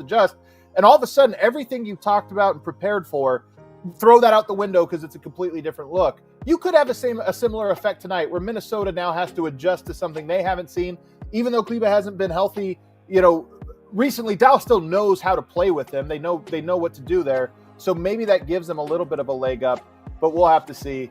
What else are you looking for tonight? If you just had to key in on one thing for Minnesota to get this win, what's the one thing or the one player you're keyed in on? It's Karl-Anthony Towns has to make shots early in the game. I mean, he's got to make a couple perimeter shots in the first quarter. It's important because this thing's good snowball again. And look, guys like on that level that have accomplished a lot in their career, and he's been an all-star, you wouldn't think have wavering confidence. Forget that, man. When your ball's not going in, and I don't care who you are, it starts to affect the wiring between your ears, and you start to, there's an interruption in the process. It's not all muscle memory. There's thought going on. And when you're thinking, that's when you struggle, because everything with shooting a basketball is anticipating you're going to get the ball, and then it's just muscle memory takes over. And when your mind is interrupting that process at all, there's any doubt whatsoever, you go through stretches like this. This isn't all about, oh, he's just, just not making shots, or they're defending him a certain way. He's had a lot of good shots in this series that he hasn't made. Now, and that can turn on a game because he's that good. It's not like, oh, all right, he's done for the series. We've seen guys like start off in a series when for a fact, well, he's not turning that around. So they go to somebody else. That's not the case here. He's critical to them. He can make a couple of shots in the first 6 minutes from the perimeter or even on a drive. As long as the ball goes in, it could change his entire night. So I think that's something I'm looking for. What kind of start does he have? And I don't necessarily think you go out of your way to run action for him, because sometimes when a guy's struggling, that can make it worse. If you're not feeling in rhythm and we're running something for you, we expect you to shoot it, but you're not quite in rhythm. No, it'd be better for him to get something innocuous, like it just came in the flow, a trail three, or a putback or something like that, to see the ball go in the first 4 or 5 minutes of the game, make another perimeter shot at some point in the first quarter, and Karl-Anthony Towns could have a completely different night. Another stat for you that I love, but I don't know if it means anything. Kyrie Irving, 14-0 in closeout games. Now, some of this is, those great Cavs teams, they had a lot of all right, they're clearly better, they're going to, what have you here. But that includes 3 finals that closing out in the finals in Game 7. There's some big ones there. So what do you make of that stat, and does it influence how you predict this game will go? I think it says to me, more than anything else, look, you got to be on good teams. You got to have great players around you to do that. It's a weird stat. It's an anomaly, but I also think it means that, look, if we lose, it's not going to be because of Kyrie. He's going to show up. He's going to do his thing, and he's going to be ready. And I think just the fact that he knows what the feeling is to be facing elimination and win a lot. In fact, never having experienced losing. Man, what that could do for your confidence and your leadership in these moments if you go through adversity in a spot like that. I think that's important, man, to know how to get this over with, get on to the next round, because some of those where he was facing losing and the series is over. A lot of those were closing a team out and the importance of ending that. But also some of those, like you said, in the finals, some of those were ones where they were facing elimination and he came through in a big way, including, I guess the biggest shot of his career, a game winner in a Game 7 in the NBA Finals against the Golden State Warriors. Unbelievable. One of the all-time greatest shots in NBA history, honestly. One of the most iconic ones. Let's get out of here now. So we're going to talk about this. And by the way, a lot of people wanting us to preview Dallas-Boston. When the series happens, we're going to have a week to talk about it. We're going to have plenty of time to get deep into the weeds on it. So, and obviously predictions and different things like that are coming. We'll let these series play out, though. But lastly, we lost a legend last night. Bill Walton passed away battling cancer, and he passed away. I'm 40 years old, Legs. Bill Walton, to me, is one of the great color analysts of all time because he was such a unique personality. He put his own unique stamp on it. I love the way he talked about players and about teams with so much passion. You could tell he really, truly loved the game of basketball in a way that resonates with me and was just an interesting guy. But the thing I wanted to ask you about was him, David Thompson. There are a handful of other players from that era that I really wish I had more footage of, that I saw more of, because to me, as great as Michael Jordan was, there is almost a post-Jordan discussion where the game almost becomes more individualistic in how we talk about it. But at its best, to me, basketball is all about the synergy of individuals and how they come together. And from what I've read and little seen of Bill Walton in his playing days, he's talked about as one of the all-time greats at that. He made everybody better.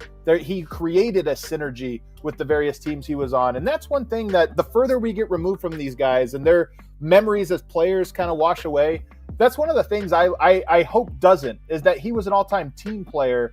And I'm just curious from what you saw. I know you grew up watching the Celtics a lot. I wonder if you could just speak briefly on what type of player he was from what you saw of him.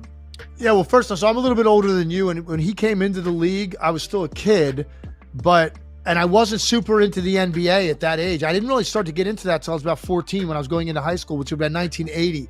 So those Portland Trailblazer days, the UCLA Bill Walton days. Certainly I had seen some of that, but I wasn't like I was avidly watching it. So the most I really watched Bill Walton on a nightly basis, because the Celtics in the mid-'80s were my favorite team, was then.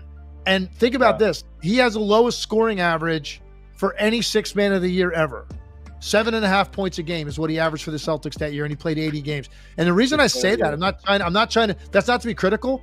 That's saying that's how impactful he was in 19 minutes a night, that he didn't have to score. It was his passing, his IQ, his leadership, his positivity, his body language, all of those things, and what he brings to your locker room, what he brings to your bench. And every one of those guys, Danny Ainge was on SVP last night talking about this and telling stories about him and his personality and what that does to galvanize a team. So he wins the sixth man of the year. That was the most that I saw him. That was obviously toward the tail end of his career. He was 33. By that point, it's crazy. He only played 400 and something games in his career. He missed 5 full seasons and 4 other years in which he played less than half the games. Yeah. I mean, think about that. So, and that 1 year, 19 minutes a game, 80 games, that was one of his healthiest years he ever had. He wins sixth man of the year. He was incredibly talented. His motor was off the charts. His skill and his touch around the basket, incredible, which obviously goes to the fact of shooting 21 for 22 in a national championship game in college. So his touch, his motor, his relentlessness, and then his passing is what everybody's always talking about. And we've seen some other great big man passers. We watch one every night now in Jokic. Bill Walton had that same elbow passing, manipulation of the ball, dropping backdoor cuts, dribble handoffs on the sly. He could throw a pass over his head out of the post to a cutter. He did a lot of those things before some of the modern day great passers that we know now did. They're just, the games weren't aired like they are now, man. Like every game of every team you can watch now. That wasn't the case back then. So you're right. The footage wasn't necessarily there. But man, one thing I love about Bill, and I'm going to finish it with this, he also came to work at ESPN. And I did shows in the studio with him. And I'll never forget the first time he walked in to the conference room where we were watching games, and Bill Walton was going to do coast to coast with us that night. And I'm thinking, like, my mind is like, my God, I'm about to do a 2-hour television show, studio show with Bill Walton talking basketball.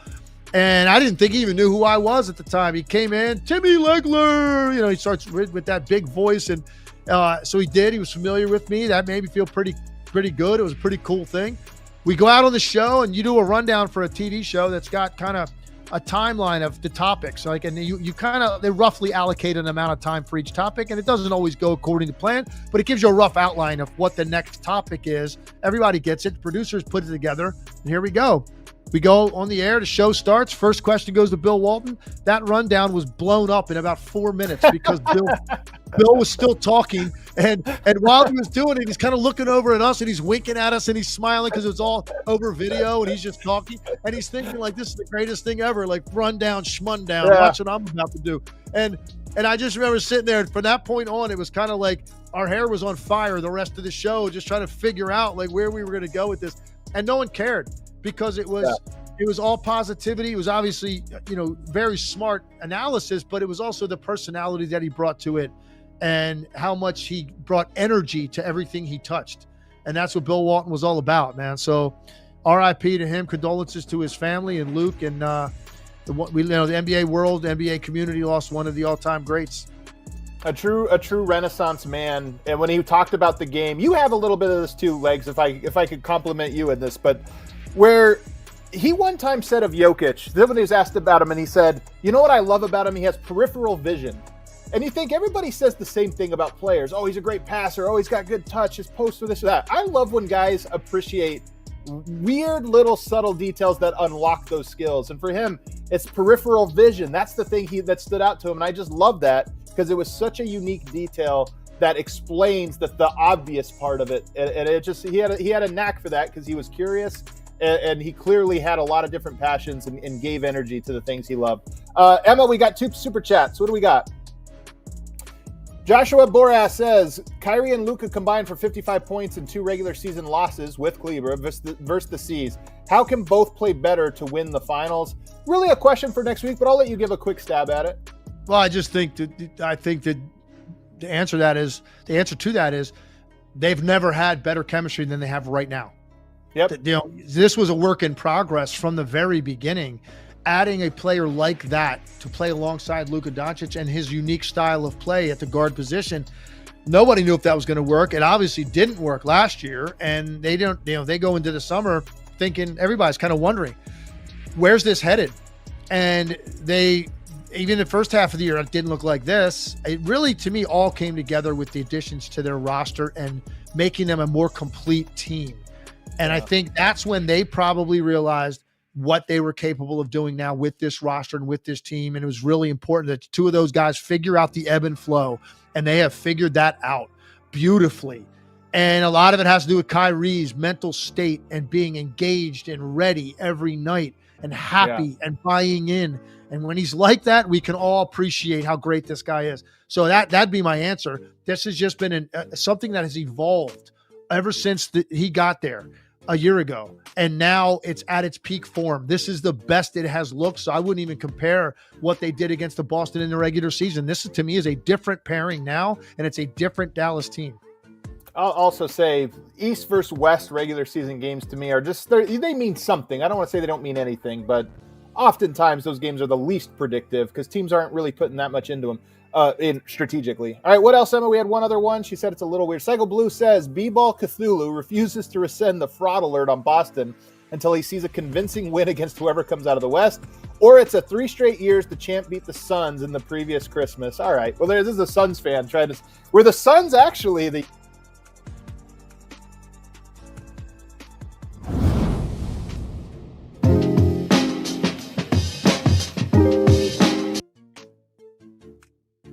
Yeah, he was in no mood.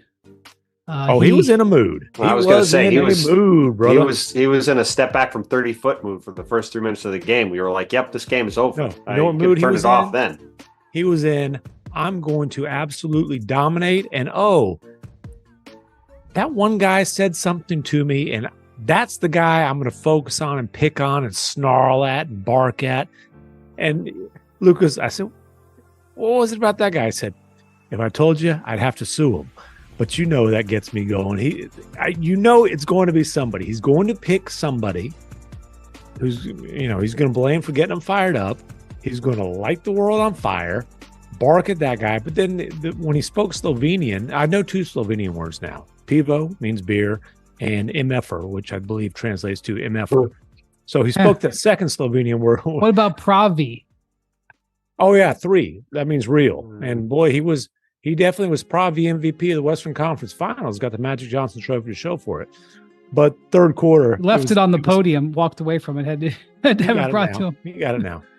But the third quarter, I believe the TNT microphones caught it quite clearly when it was a different fan who was wiping his, pretending to wipe his tears with Luka after an and one, and Luka said, "Who's crying now?" Slovenian word.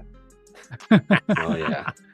Well, I will say when he hit the fourth, I think it was the 4th 3 in the first quarter. Was that the logo one? No, I think that was the 5th 3 that he hit. Okay.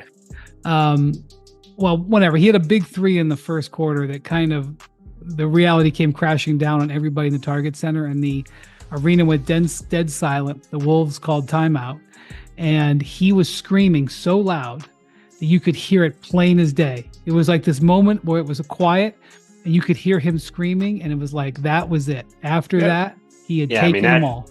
That first quarter was one of the more impressive performances you'll see in a playoff game. Obviously there was all this talk after game 4. We talked about on the pod, hey, can they come back?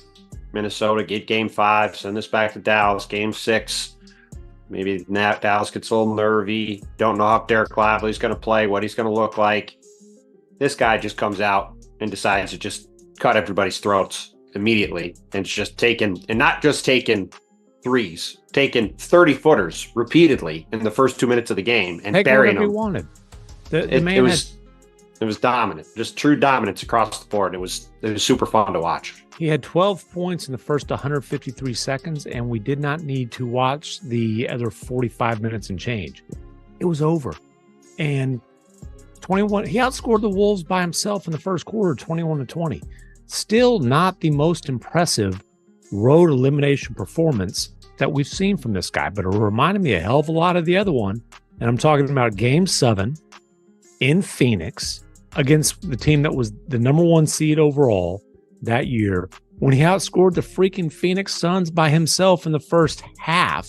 And it was the same, absolutely demoralizing, not just the opponent, but an entire arena of fans ripping their hearts out, enjoying every second about it, talking all kinds of trash in English, Slovenian, and every other language you can think of. And fans booing the home team at halftime. It felt eerily similar. This one just wasn't nearly as surprise. Really, this wasn't surprising. A couple years ago, it was stunning. This one, like, I've seen this movie before. Well, he and Kyrie outscored the Wolves in the first half, I believe. Oh yeah, 44-40, and then I knew he outscored him in the first quarter by himself. Yeah, Luka dominates the first quarter. Kyrie takes the baton in the second quarter, and then, they kept pouring it on. But let's be honest, the second half, all we were figuring out was what's the final score going to be. Yeah, that was a running clock. That game was over at halftime. I booked my plane tickets to Boston at halftime. Like, it wasn't exactly going out on a limb. Whiz of the quiz time. Ooh-wee. You don't got to think. Speaking of, I saw the Whiz of the Quiz today for lunch. Chusky, or the guy who voiced that, I should say. He wanted me to say hello to you fellas. Howdy, sure he'll be listening. Would have been great to be there. Some of us are still working. Ooh-wee. It's true. Last time 2 players. I want to get this right. Hold on, this might be my story. I stole this from the Stats Williams crew. I didn't see. I didn't see it. So, all right, go ahead, because I don't have it right in front of me. Go ahead. Well, it depends on which one you're talking about. There's a whole lot of these. Last duo to score 35 plus in the conference finals. That's the one I'm looking for. We can go with that one.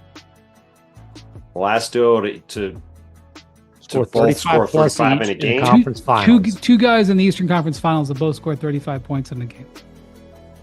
No, in any conference finals, it wasn't East. No, was it LeBron and Kyrie? No. It's a good guess. They did it in the finals, but not the conference finals.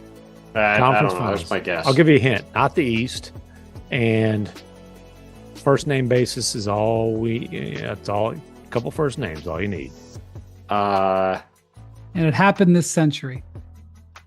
This century. Steph and KD. Nope. One was in the building tonight. The other one wasn't. Shaq and Kobe. Yes. There you go. Shaq and Kobe. Okay. 2000. And look, this is the 4th time in these playoffs that Luka and Kyrie have both had 30 plus. Only duo to do that more in a single postseason. He'll never get this one. Another Lakers. I'll give you a hint. Another Lakers tandem. Going way back. Good luck. I mean, both Hall of Famers. It's Baylor and West. There you go. Good it's job. Not that tough. Sure. And honestly, the craziest thing about this Mavs just marched through the Western Conference, where they beat, they're a 5th seed, and they I will say this. I'm sorry to interrupt you. Okay, Bon Tips. One of the things that the Mavericks said repeatedly as I talked to people in their party and listened to interviews, they were really proud of winning 3 straight series without home court advantage. Mm-hmm. And beating 3 of the top 4 teams in the West, 3 of the top 4 seeds, including the number 1 seed Thunder. Didn't have to deal with the defending champion Nuggets, but hey, they were ready and willing. The Nuggets didn't make it. And really, I think the craziest thing about it, we got peak Luka for tonight. There have only been glimpses of peak Luka. And it sounds insane. He has 6 triple doubles. He leads the entire playoffs in points, rebounds, and assists. First guy to do that entering the finals ever. The only guy to do it for an entire postseason was Joker last year. But dude, Luka went through a nasty shooting slump for most of the first 2 rounds. Luka has been playing on a sprained knee for, since game 3. He still lands on his left round. foot. He's still not on every shot, but he sort of puts his right foot out to ease the landing. And as awesome as Luka was tonight, obviously game 2 hitting that game winner, he still hasn't had the, oh my God, can you believe that performance by Luka by his standards? He could have tonight, but it wasn't needed. Oh, it felt, hey, in that first quarter, I was thinking, this might be a 50 piece. This might be a 50 piece. And if it was competitive, he probably would have gotten there. But the second half was just about, talking trash and getting flagrant fouls. But I mean, and we've talked a lot about it. Like, they have given Nico Harrison credit. He has really put a supporting cast of really nice fitting, complementary pieces around Luka and Kyrie. And he told us after the last season was an embarrassment and a disappointing finish, and they tanked to keep the pick. He told us, hey, we believe in that duo, that combo can get us to the promised land. We've got to put better pieces around them. And he did it. He did it by hitting a home run on the pick they tanked to keep. Derek Lively II, came back tonight with a sprained neck. He's an absolute stud. We've talked a lot about him. Derek Jones Jr., best minimum signing of the summer. PJ Washington Gafford, these pieces that fit. And suddenly there's this long, dynamically athletic cast around these, two of the premier offensive players in the league. And then those guys have answered the challenge of, okay, we've got a chance. We're not just going to be great offensive players. We're going to contribute in all aspects of the game. We're going to lead. We're going to defend. We're going to do dirty work and light it up. And, here they are in the finals. After the game tonight, After the game tonight, I was in the hallway. It's kind of, Minnesota, it's an old arena. It's a compact arena. Not a lot of back of house space. The difference in where the Wolves are and where the Mavs are is tight. And all the agents were there. 3 or 4, top agents in the league are around. And one of the agents was like, boy, it's kind of weird for you guys to go back and forth between the wedding and the funeral. And, that's what the agents have to do. Sometimes they've got, one of the guys who's here tonight, Bill Duffy. Bill Duffy represents Luka Doncic and Ann Edwards. And Jaden McDaniels. And by the way, last series had Chet Holmgren and J-Dub, Jalen Williams. Bill Duffy's having a heck of a run the last few years. Let's just put it that way. Bill Duffy ain't bad at his job. No, he's not. But anyway, so you're going back and forth, like literally just a few steps away. And the way out of the arena for all the players is past the visitors' locker room. So you're standing out the visitors' locker room, and I saw Rudy Gobert, and I'm like, well, I'll see you in Lille, and you see Karl Towns and, talk to him and whatever. But anyway, I got a chance to meet Patrick Dumont, who was the governor for a couple of months. The trophy grabber.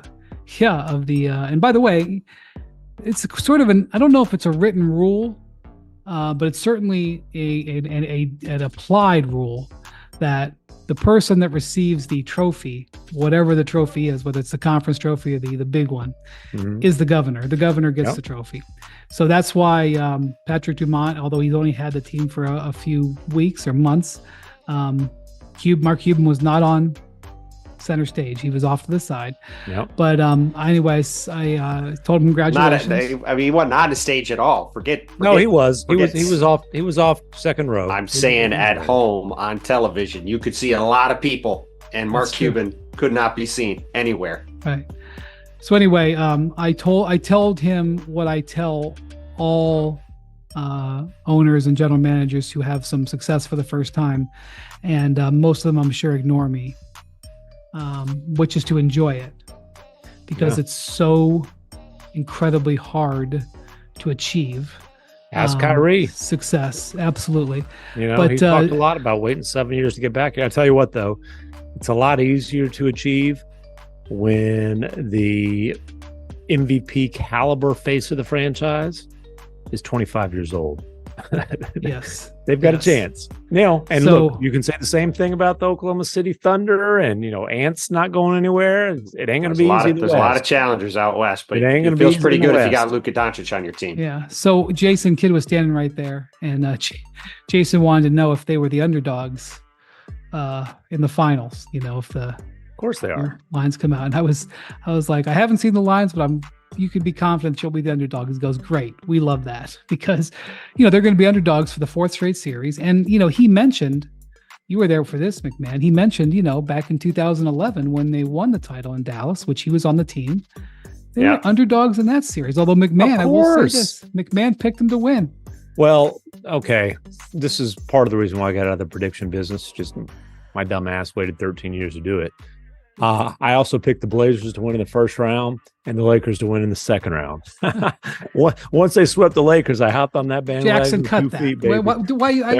There were a lot of people that I think they were favored to beat Portland that year, but there were certainly a lot of people who picked them to lose to Portland that year and in every series to the finals. Everybody picked them to lose to the Lakers. They were the 2-time defending champs with Kobe at the peak of his powers. But and look, they were underdogs against the freaking Miami Heat super team, right? I mean, that was the first year of LeBron, D-Wade. And will they be underdogs in the series? Yes. Luka Doncic sat literally in the seat where I'm sitting right now and said Boston is the best team in the NBA. They had by far the most wins and so on and so forth. Will the Mavs be underdogs in the series? Yes. Duh. Can they win the series? Absolutely. They can win it if Luka plays like he did tonight and Kyrie plays like he did tonight and their role players rise to the opportunities like they've done over and over again throughout these playoffs. But they're going to have to play their best series yet to win this. Jackson, being the good man, the good company man, throws in the ESPN bet odds of Mavs plus 180. Hey, put $100 down, you can win 180 if you believe in them that much.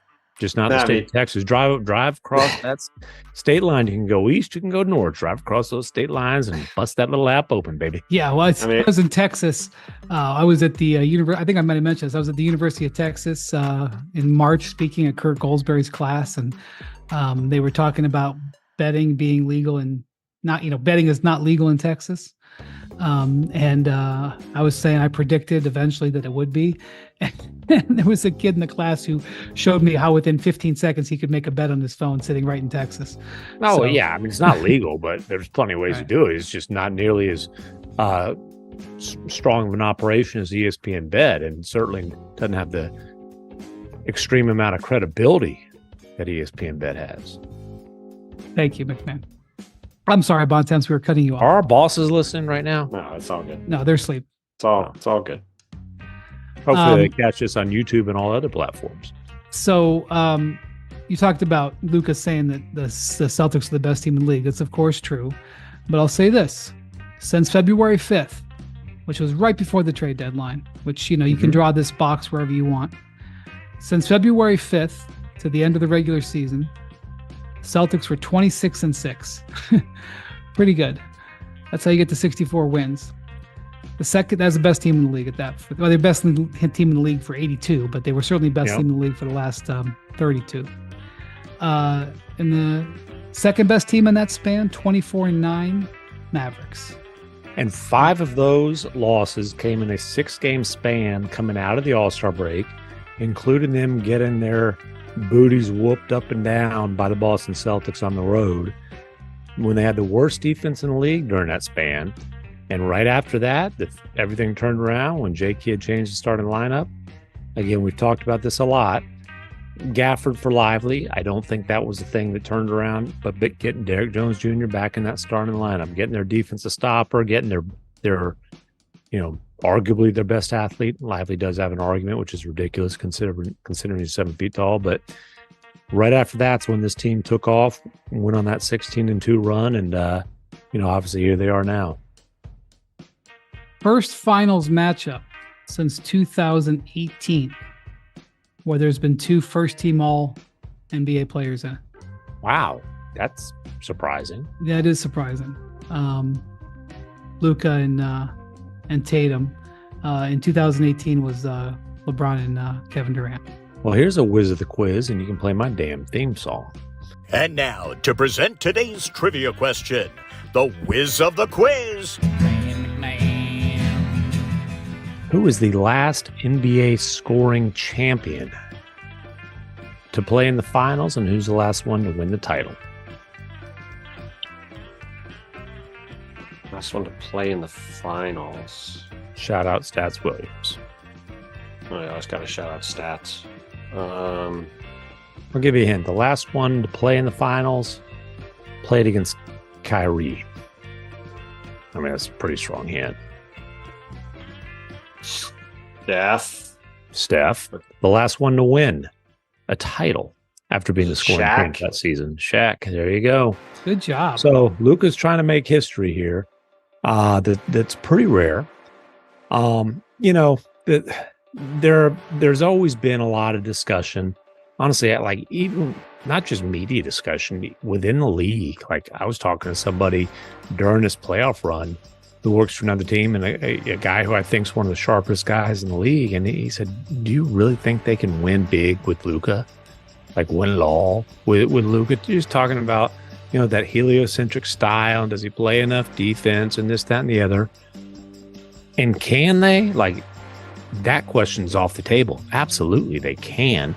But this is, if Luka and the Mavericks win this title, he does claim the rightful honor of being considered the best player in the league at this point, right?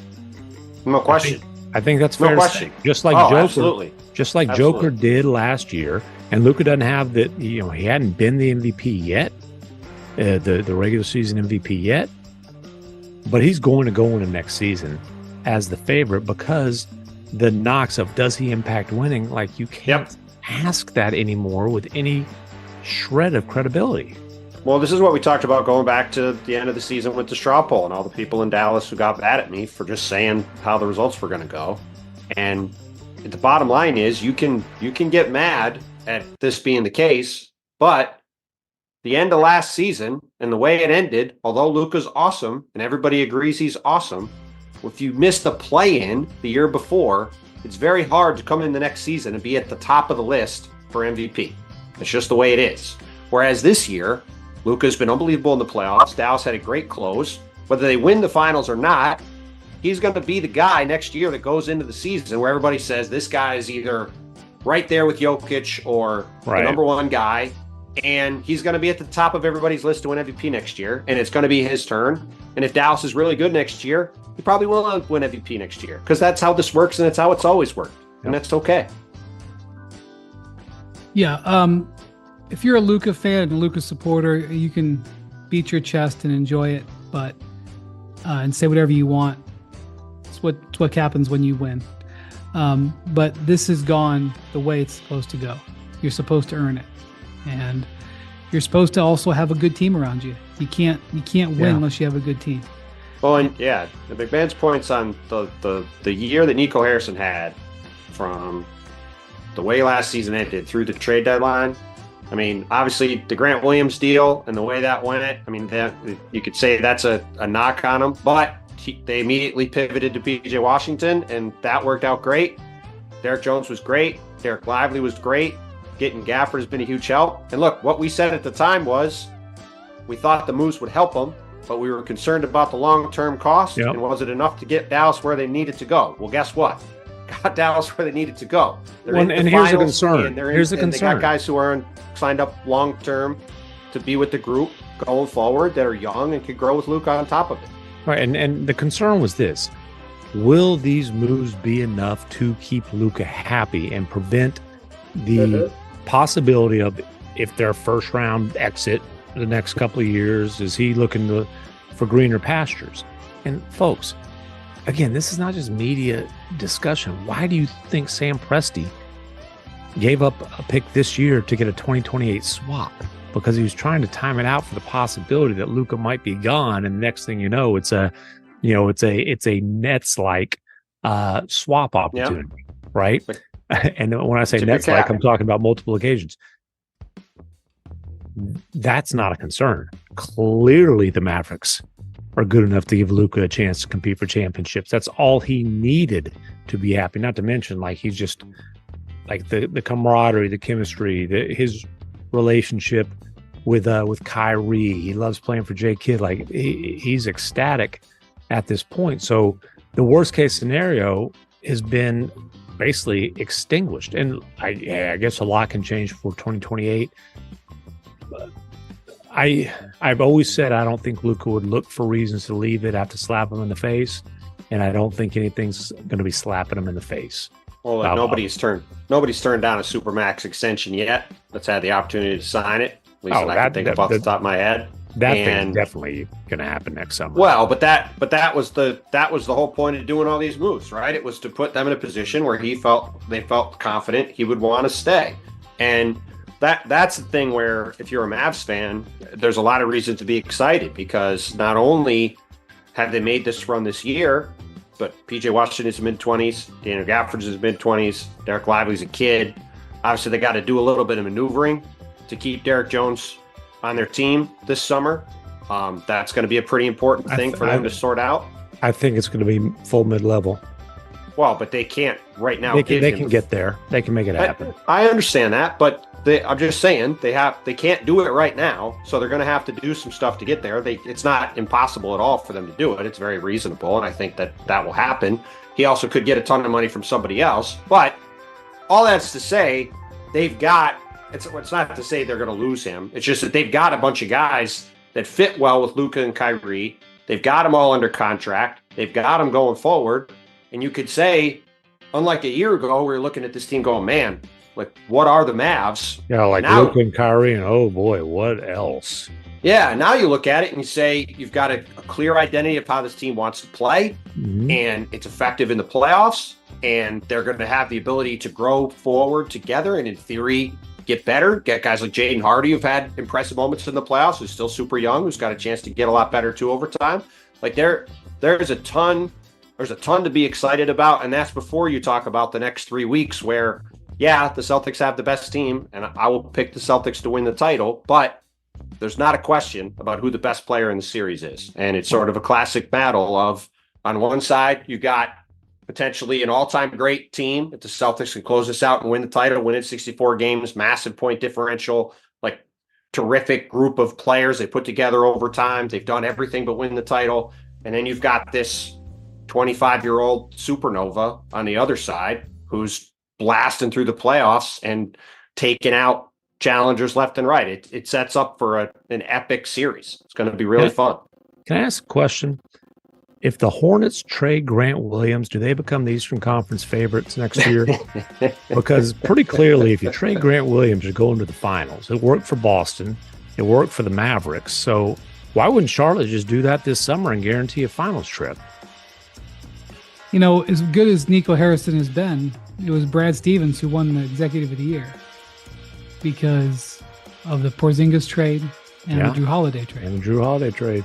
And even going back a little farther, you know, the trade to get Derek White, which was a brilliant move too, and the trade to reacquire Al Horford. He's, you know. Look, these are two teams, to your point, Brian, that have been aggressive. Obviously, Boston's over a longer period of time. But look, Danny Ainge is a tremendous GM. This is not a knock on him. But for years, the Celtics would get to the trade deadline, they'd go buy it, they wouldn't make a move, and then there'd be rumors about, the Celtics, they were close to trading for 7,000 guys, right? And look, he built a tremendous team. They were on the verge of going to the finals multiple times before Danny left. It's not a knock on him.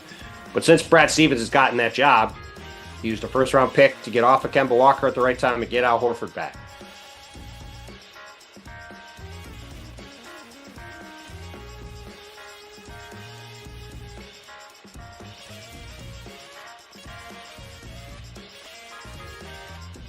As a franchise player, how does Jason Tatum make your life easier on a day-to-day basis? I think it makes everyone's life easier.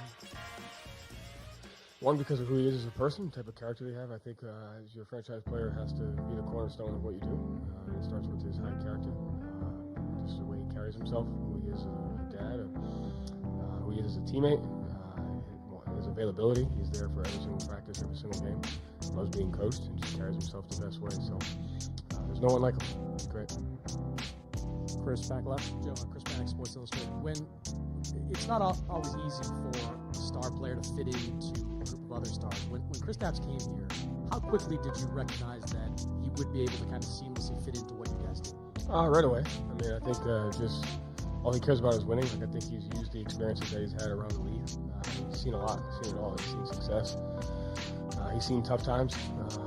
So he knows what the league is all about. And I think at this point in his career, winning is the most important thing. So, but it's both sides, right? Like he had to do his part to fit in, but we had to do our part as a team and guys that have been here before to also meet him where he's at because of his ability to play at such a high level. So I think it was just both.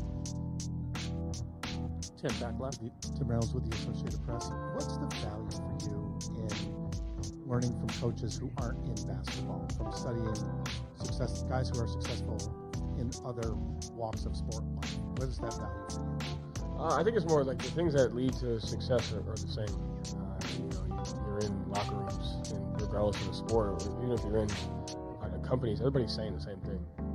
The things that go into winning, the things that go into success. Toughness, togetherness, connectivity, the mindset you bring. It's all the same. It's just a matter of getting the right group of people in the right spots, and then just working to feed that mentality every single day. So it's definitely, you can learn from anything and everything. So you're going to try to stay as open-minded as you can. Standing on the left. Zach Cox, Boston Herald. How is Jason today different than the player he was when you first got here? He's every year he just has the open-mindedness to get better, and so if you have that, you're naturally going to be different. But also, like, from the first time we were there, you've just been through other stuff. We've been through success, we've been through failures, we've won, we've lost, we've had pain, we've had triumph. So you use the things that you've been through every single year to just make yourself better on and off the court.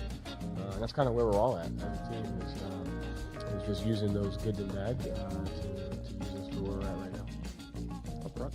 Hey, St. John Forbes Sports withdrew defensively. I think a lot of people point out the physical attributes and his capabilities in that regard. But what is he like as a communicator and from the mental side on defense? Yeah, he can process information. He can process situational basketball. He has an awareness to what's going on in the court. So he has an innate ability to just communicate that in real time because of his ability to just kind of take that all in. Who has the ball, who's the matchup, where's the help, what's the spacing, who can you help off of, who can, when can you make a play. So he's just got great instincts that allows him to kind of just communicate all the time. Gary, next question. Now that you're so close to the finish of the journey, how are you kind of taking it all in? Are you trying to enjoy this? Are you focused when you're at home with the kids? Like, how are you kind of digesting it hour by hour? Because it's been a long day. And before this ultimate kind of cage match that you're UFA guy can relate to that. Yeah, I would say this is not the end of the journey. The journey is for however long you're alive. So, this is just one piece to that. And regardless of what happens, you gotta wake up the next day and do your job. So the journey will, forever be there. So you're just ready for it. So you do everything within your control to prepare for it, mentally, physically, emotionally, spiritually, and then tomorrow you just get after it. And then the game, the environment will tell us what we need to focus on, where we need to get better, what we need to do. But the most important thing is just kind of, staying even keeled and staying poised. And I think that's something our team's done a good job of throughout the year. Second row over here on the left. Hi, Joe. Alder Alma from PhilStar.com. You've been here before 2 years ago, but as an assistant coach. What has changed in your approach now that you're the head coach, and what did you learn from the NBA Finals experience? Yeah, I had a good seat, had a great perspective in that, and I think the biggest thing you learn is like what goes into winning the NBA Finals is the same as last series before that, regular season, preseason, practice, training camp. It's the details, it's the execution, it's the ability to take your mindset, your body to the next level. The toughest team will win, the team that makes the most plays will win, and the team that can execute the details on that level will win. It's no different. It's the biggest thing we took as we were going through that series against the Warriors. The things we kept coming back to were the things that we kept talking about the entire year: the margins, the details, the fundamentals, the way you go about executing at a high level. Mark, back right. Mark Spears, ESPN Sandscape. Talk about just what you recall from the two J's, their emotion when you guys lost last time, and just what they took from that, and if you see a little, kind of different mentality coming into this final. Yeah, I think that's not the only moment I think that those guys are using to get better. I think the coolest thing about where Jaylen has been is just kind of his surrender to anything external, and the most important thing is his growth and development as a person and as a player. That's all he cares about, is getting better. And I think that's been really cool to see. And I think it's the same for Jason. So, you know, you can pick numerous experiences that everybody in our locker room has been through that you need to be able to use for the situation that we're in now. And that will remain the same for the rest of our careers. And I think it's all about just using what you've been through, good, bad, and different, to help you in the present moment. And I think that you guys are doing it. John, staying in the back. Joe, John Corrales, Boston Sports Journal. You talk about staying in the moment, doing the same things that go into winning before. How do you do that now with the brightness of the lights, the bigger stage, and all this extra stuff? How do you stay in the moment? How is that different from the regular season? How do you get the guys to kind of stay in the moment and treat everything the same way? Yeah, I mean, unless they change the light bulbs in the arenas, they won't be any brighter than they were in last series. And it's just sticking to the details and the things that matter and the truth. The truth of the matter is, if you don't box out, if you don't sprint back in transition, if you don't pass the ball in a 2-on-1, if you don't take away the other team's tendencies, if you don't know who you're guarding, if you don't recognize the spacing, if you don't talk, if you don't play hard, you're not going to win. And it's like focusing on the most simple things and the truth of the matter is you have to do those things. You got to do them at a high level. And, you know, obviously the stakes are higher, but that just means that the details are more important. Michael, last question, third row in the middle. Michael Pena from Ringer. Joe, what does Brad Stevens mean to you, and what does he mean to this organization, someone who's just been here for 11 years? Yeah, I mean, everybody in the organization is a leader in their own way, and everybody sets the temperature when they come in. Brad giving me my start, hiring me, empowering me from day one as an assistant, and giving me some of the opportunities that he has, but also the way he carries himself. Like I've always had a lot of respect for how he went about coaching, how he kept family and his family balance number one, how he treated people number one, and that was always more important than whether there was a success or a failure. And I think he kind of spearheads the leadership and the temperature of the building just as everybody else does. Thank you, Coach. Thanks. Almost his entire place on its feet. Tatum drives, goes inside, behind the back. Horford, corner three, puts it in. Al Horford from downtown. From Jason Tatum and Big Al. He's approaching like 20 years in the league. Just keep shooting it, baby. You got it. Tatum trying to get free. Throwing in the corner. Brown fakes, fires up the three. Bang! Bang! Jaylen Brown knocks down the three to tie the game. The thing that can hurt you is a three. You see a lot of guys guarding inside the three. Why? Because Jason, Matt from Mass Live. There comes a point for great players where you get defined by whether or not you've won a championship. How much, for you personally, does it mean to get one, and how much is that part of your motivation? I think I would say part of my motivation is I just love to win, and understanding the moment that I know how hard it is to get to the finals, and you think that you're young and you've been once, that you'll just continue to keep going. And we realized that last year. We kind of took it for granted at certain moments, and we didn't make it to the finals.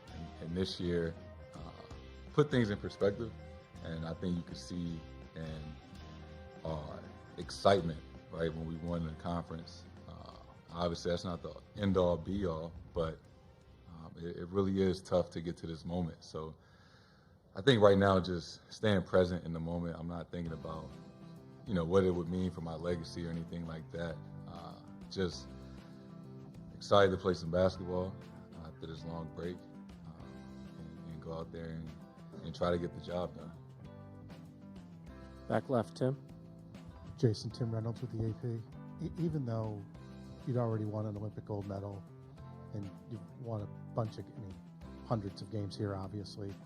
When you look back at 22, do you almost feel like you had to go through it to understand what's different about this stage and what it takes to win the ultimate thing in this league? I mean, I guess I hate that I had to go through it. I wish we would have won.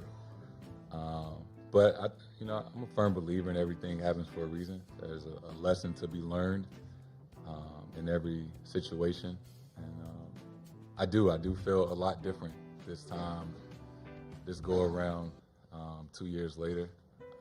I'm excited for the opportunity, for us to get the job done.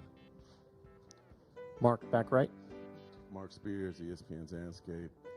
Jason, is this maybe perhaps it's the case with the Lakers, but does this franchise have a different pressure on it with all the banners, with all the legends, with trying to be amongst those names when it's all said and done, that in order to truly be there, you have to win a championship to do that?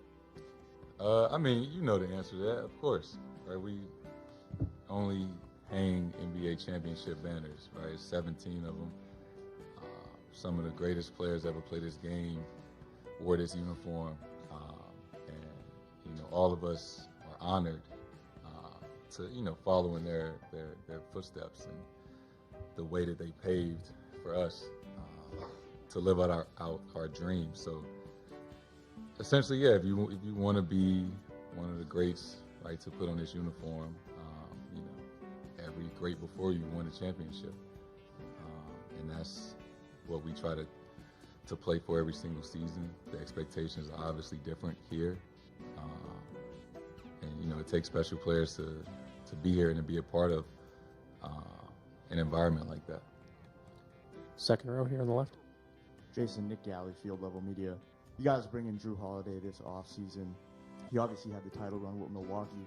Does he kind of offer a new perspective on the finals that maybe you guys didn't realize when you had your run 2 years ago? Yeah, with his presence in the locker room, obviously on the court, he just brings a different dynamic. I've said it all season, we're so lucky to have him on our team. Drew literally does any and everything that we ask and that we need. And more than that, he's capable, right? He can hit big shots, obviously get a big stop, guard the 5-man if we need him to. So, we're very, very lucky to have him. Gary over here on the left. Jason, Gary Wash from Boston Globe. You've probably been the most scrutinized player during this postseason. Think so? Yeah, I think so. To how much you smiled or didn't smile when Jaylen won the MVP and things like that. How has it motivated you for this moment? Do you turn off social media when your son says something, or your friends like your mother? How have you dealt with the scrutiny, and how has this kind of built you for this moment that you're about to face now? I think more so than me, right? It's like my mom, my grandma, my family and friends. They're more bothered by it than me. And I understand, like, if Deuce was to make it to the NBA and people were talking about him every single day, as a parent, I wouldn't be able to separate the superstar from the child. So my mom took it a little tougher than maybe I did. But for me, I don't take it personal, right? It's a long break without NBA basketball, so they had to overanalyze every little thing and have something to talk about.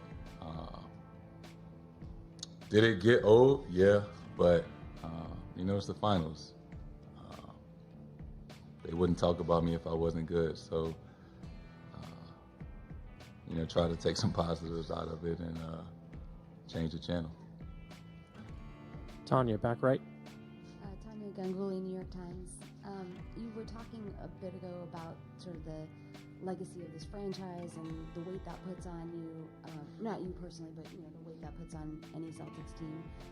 I'm curious, though, for you personally, is it helpful for you to think about the big expectations of the franchise? Is that motivating, or do you prefer, as you're going through the playoffs, to keep that out of your mind and think a little more narrowly about what's in front of you? Yeah, and honestly, it's like I don't think about the future or what this may mean for me down the road. Just as simple as it sounds, just trying to stay present, stay in the moment, enjoy it, right? Keep talking about pressure. It's the NBA Finals, like, this shit is supposed to be fun, and that's kind of where I'm at with it. Is like I'm in the NBA Finals. I have a second opportunity to win a championship, and I want to enjoy it. I want to enjoy the moment, enjoy it with my teammates and my family. So, you know, that's where my narrow focus is at, is about competing at a high level, finally getting to play tomorrow, and just having fun, just going out there and doing what I love to do. Jabari, back left. What's up, bro? Oh, shit. You know, I feel like, well, first of all, Jabari Smith, NBA correspondent. I feel like this league is a lot of expectation. You know what I'm saying? I'm going to try to shift it a little bit. What would you say to somebody going into their third year who hasn't really lived up to the expectation that has been set on them? What would you say to somebody going into that? I would say that somebody that, you know, has been through that, right? How old are you? 21. 21. I've been in that situation. Everybody else in the world that's your age, that's 21, is still probably in school trying to figure out what they want to do in life. And we come into the league at such a young age, and they want us to be perfect right away. And this is part of growing up. You're still growing up. I'm still growing up. And it's a process, right? Nothing was accomplished overnight. And I think you'll find the value in tough times, the ups and downs, just what life brings you.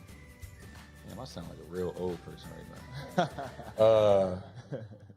Just in the sense of like your career, I would just say, man, enjoy it, right? It's going to be some great times. There's going to be some times that aren't so great. And it's okay to be upset, because that means you care, right? You want to be great. And people believe that you can. They just try to rush the process.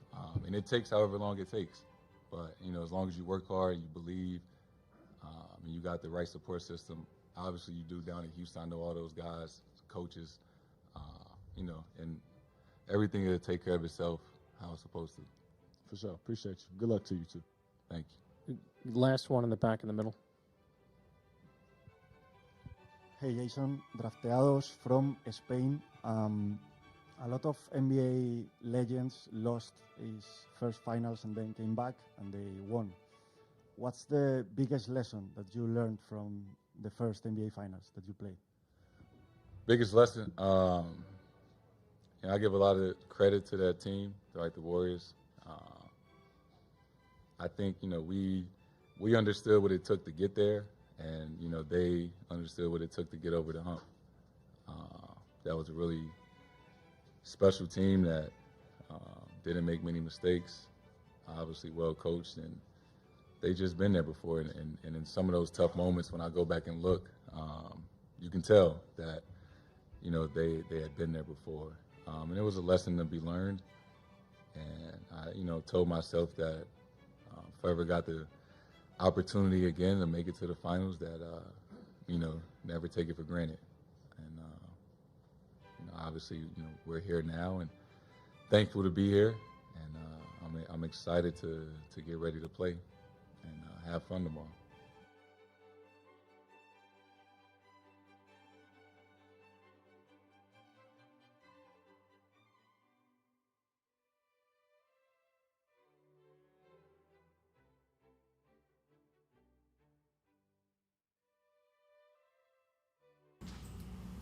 Jason, you have an opportunity to do what only 7 other players have done, and that is to bring a championship to Dallas as a player and a head coach. What does that mean to you, to the city of Dallas, and then just to have that, you know, part of NBA history, your career?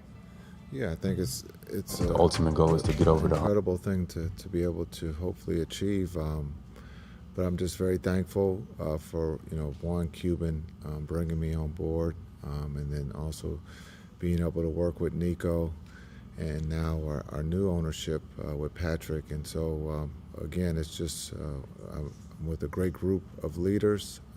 We're in a great city when you talk about sports. So, and when you talk about our team, when you talk about Luka and Kai, and the rest of the group, it's an incredible opportunity, and I'm just very fortunate to be in this seat. in Boston? Well, I think it's all about growing, right? Kyrie Irving is 32 years old right now, and his leadership has been a beautiful thing to watch. The way Just that, go. yeah, the way that he's been leading this Dallas Mavs team, as far as being the vocal leader, the culture setter, it speaks volumes on him. I mean, he's in a happy place, but it just goes to show you, in the right situation, when a franchise is willing to embrace and do the necessary things to make it one of. What has Derrick Jones meant to you guys, not just on offense but defense also? Yeah, well, I think it's, when you talk about D. Jones, it's not just one thing, it's just his character of who he is. He's about playing the game the right way. He was given a chance and he took full advantage of it. He never complains. He does his job at a high level and is really appreciative of the opportunity. And when you talk to him and you get to know him, I mean, he's very consistent with his messaging that he just wants to win and be a part of it. And he's definitely a part of it. He's definitely helped us win. And so we're very lucky to have him, no matter if he was signed first or last when it comes to free agency. He's become a big part of the Mavs culture. You'll talk about defense, but also he's shooting the three at a high clip, his athleticism. And we joked about it at the beginning of the season that, now we can participate in the layup line. We have athletes who can dunk, and he's part of that athletic crew. 13 years ago today, you and your team went on a 22-5 run to tie the NBA Finals at 1 game apiece with Miami. You guys obviously didn't give up that day. What parallels do you see from that team to this team that are similar to what you experienced 13 years ago? Yeah, I think this team is, about adjustments. It's about learning, from one game or one possession to the next. This team is very steady. We don't get up too high or we don't get down too low. We just love to compete in the competition. And that's not saying that we're going to win every game or win every quarter, but we learn from that and we bounce back and we put our best foot forward in that next quarter or that next opportunity that we have. And so it's a great group to be around. Seeing that last night at dinner, guys had a really good time and just, it's really simple. We keep things simple, and they thrive in that situation, and it's fun to be around those guys. Jason, what has the last 3 days been like since Thursday night, just as far as the coaching prep, getting the scouting report out? Like, how big is the scouting report? Is it an overload? Is it an overload of players, or what do you try to get across to them, and to just your staff too? Yeah, I think for the staff, it can be a little complex, but for the players right now, it's really simple. We've been just really the last couple of days, we've been off mentally and physically to get ready for Boston. Today was about us. We didn't talk or do anything about Boston. That will start tomorrow. And so really it's been more for the coaches to get ready.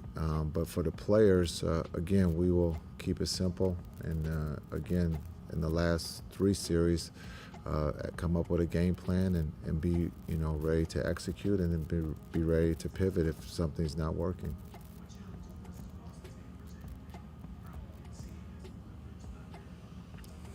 Yeah, they're going to, they're well coached. Joe is one of the best coaches in this league. You look at, they've been there before. They have talented players, duels, if you want to look at 2, if you want to look at 3, if you want to look at 5. They have quite a few guys who can play the game. They shoot the 3 extremely well. Defensively, they have great hands. They can guard. And so they cause a problem. That's why they're one of the best in the league, and so we got our work cut out, and we'll see what happens. The hoopla circus of the finals is so much different than normal everyday NBA. So what are you telling these guys? You have so many guys who haven't been through it. What's kind of the messaging that get them through it? Same messaging as the Western Conference in the first round and second round. It's just basketball. It's just more of you guys that have more opinions, but it's to enjoy it, because you're not guaranteed to be here every year. To understand that there's one goal, and that's to win a championship, and there's only 2 teams left, and we're one of them. And so to take pride in that, but to enjoy it, and to understand it's not going to be easy. This is the hardest thing to do, as much as we said the last round is the hardest thing. So for this, to enjoy this, the atmosphere, to enjoy the media, the attention, and to be ready to do your job, and that's to find a way to win on the road. Are you going to be able to enjoy this? I've been enjoying it, can't you tell? Speaking of us guys and gals, last April of last year, you had to answer some pretty tough questions from us for a variety of reasons. Is there any personal vindication for you in this run? No, you guys ask all the tough questions. These are tough questions. No, everybody has their right to their opinion. That's fair, and that's just, you guys are doing your job. As the head coach of the Mavs, I'm doing my job. There were tough questions last year, tough questions that will come from this series. I will give you the answer. Some will like it, some will not. But my job is to help these young men get paid, and also to find a way to win a championship. And I've done that since I was a player, and since I've been a coach. There's a lot of people who have gotten paid from just listening to what I've asked them to do as a player, and then also as a coach. So now we have an opportunity to win a championship. 2 out of the 3 years we've gone to the Western Conference Finals. Some would say that's pretty cool. Some will say that that's failure, but that's just the way it goes. You're not going to make everybody happy, but I know how to win. I've done that since elementary school to the highest level. I've won gold medals, I've won championships, and so and I've won a championship as a coach, assistant coach, and so now I get the opportunity to do it, hopefully as a head coach. Jason, it's very rare that a team missed the playoffs one year and the very next season get to the NBA Finals. What does that mean to you if you guys were able to accomplish that? We had a plan. You guys just didn't know it. Yeah, we got D-Live and Omax. It's all right to fail. I said that before. It's how you fail. And we were in the lottery, and we got a piece that was huge in D-Live. And then we actually get another piece in Omax. And so it's all right. You can't win a championship every year. But how do you build a championship organization? Dallas hasn't been in that situation in a long time. And Nico and Patrick are doing that, and I'm just happy to be a part of it. But again, the first year I was here, we went to the Western Conference Finals. Hadn't been there in a long, long time, but we acted like we were there every year, but we weren't. But now we're starting to build something, and it's kind of fun to be a part of. And that doesn't mean you're going to win a championship every year. But if you can participate and play for one, that's fun. And that's what we're trying to build here. You played Boston twice this year. Did you put any stock in one of those games at all? Spring or totally different circumstances? Yeah, you definitely will watch them and see what they've done against us and what we've done to have success, and what didn't work. But just like I watched the preseason games of when we were in Abu Dhabi against Minnesota, 2 different teams. I thought Minnesota was really, really good then. I thought we were in a little trouble. But when you look at, with D-Live in Minnesota and Abu Dhabi and the growth that he had, and so the teams are different. Both teams have grown up. Both teams are playing great basketball at this point. So, but we will look at the tape and see what success they had against our defense, and if we had any success against their defense, and we'll try to see if we can get to that more than they can. You're the guy who sits in that chair and gets the accolades and also the arrows. What accolades? Well, I'm just joking. But you get a contract. So, but what at the trade deadline, you guys made your team in a large way. Yeah. It changed the way you guys play. I wonder if, in terms of the whole coaching staff working together, how much revamping was actually done? How much of that was, how difficult was that, and how much credit should your staff be getting on as well? Yeah, I think the staff should get a lot of credit because they have worked extremely hard this year. We joked about it early in the season. Our defense was our offense. It was. We were playing offense at a high level, and we were scoring a lot of points. And then we made a roster change.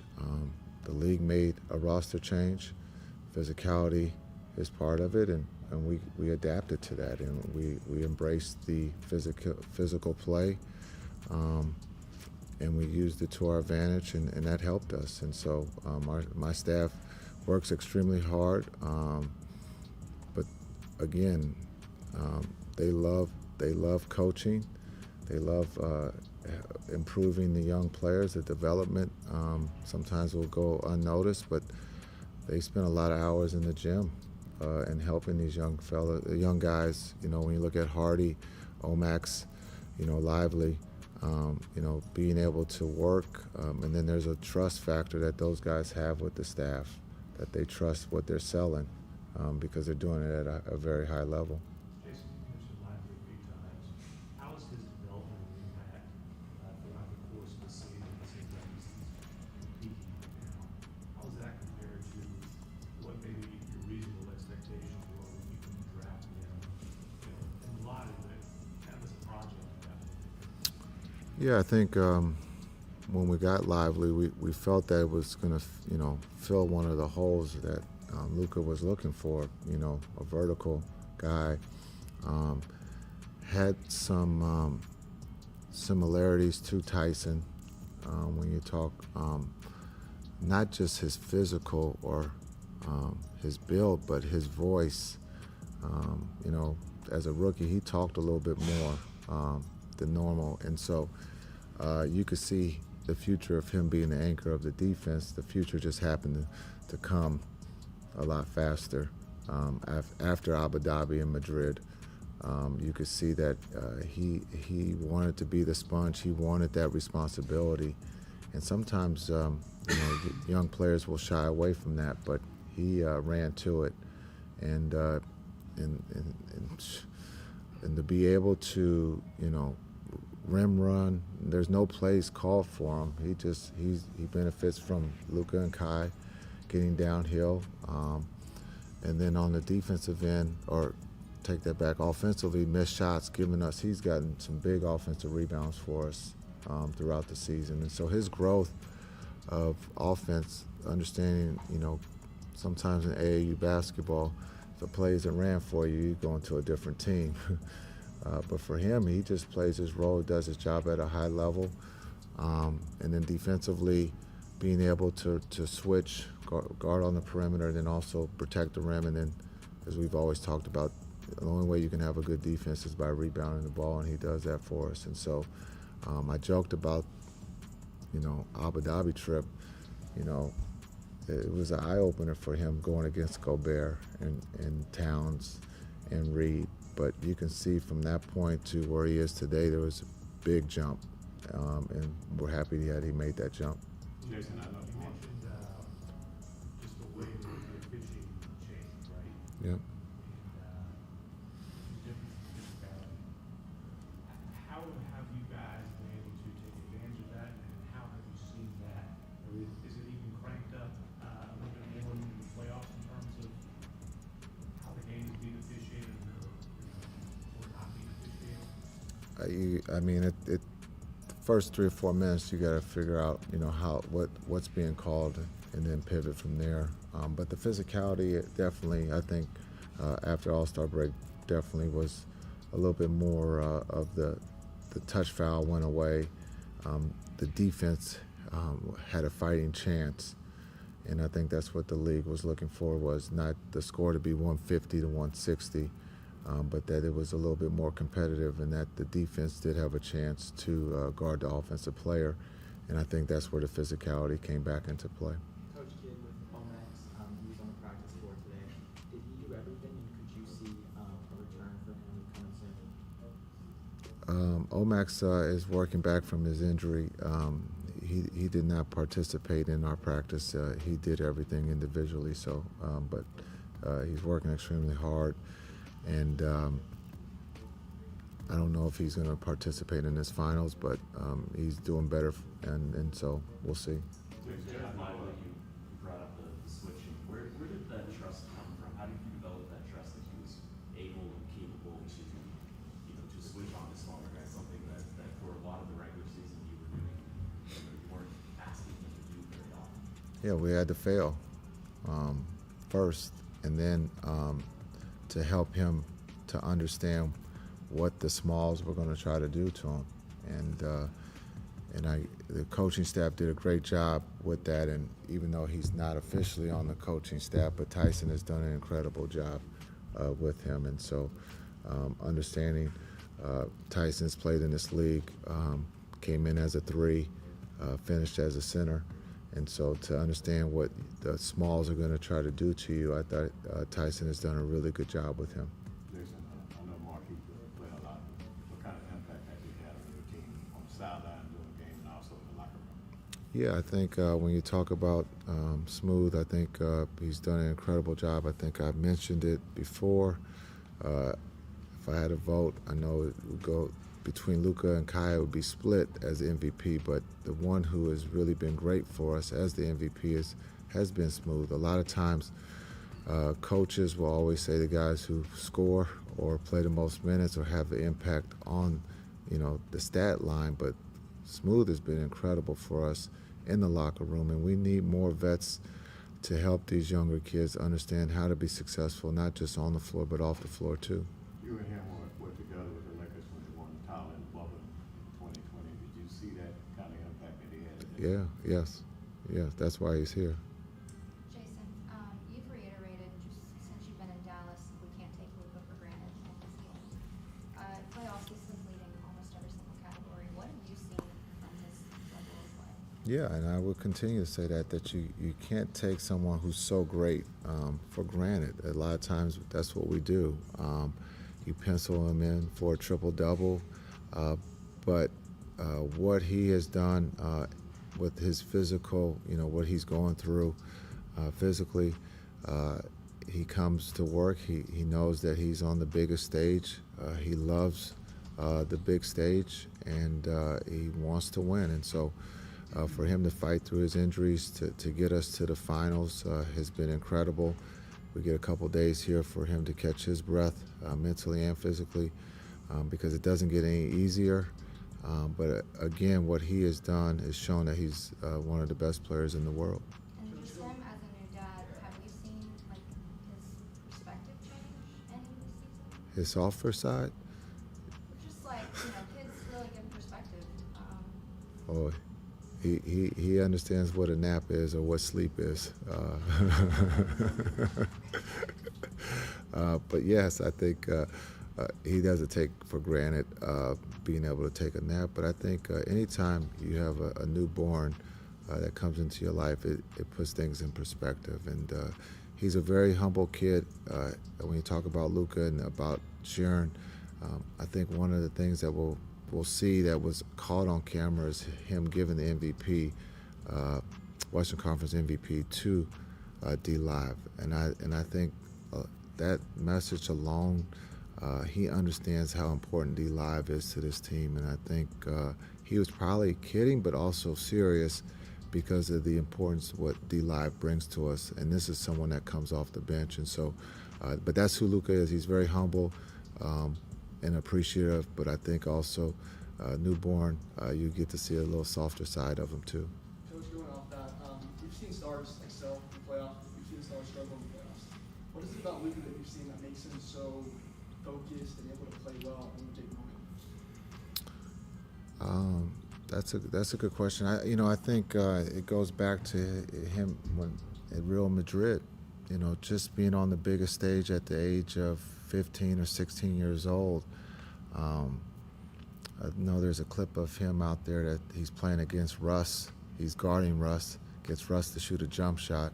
So that let us know that he can't play defense. But it's kind of cool that he's been on this stage as a teenager or as an older teenager, and he has always adapted, or he's been able to perform at the highest level. And for that, he can draw on those experiences and get his game to that level. When you saw Game 5, it was very similar to Game 7 in Phoenix. He didn't let those fans get a chance to cheer. He wanted to end the game, and he did in that first quarter. And so, again, he is special. He's one of the best players in the world, and again, he loves the competition. Thanks.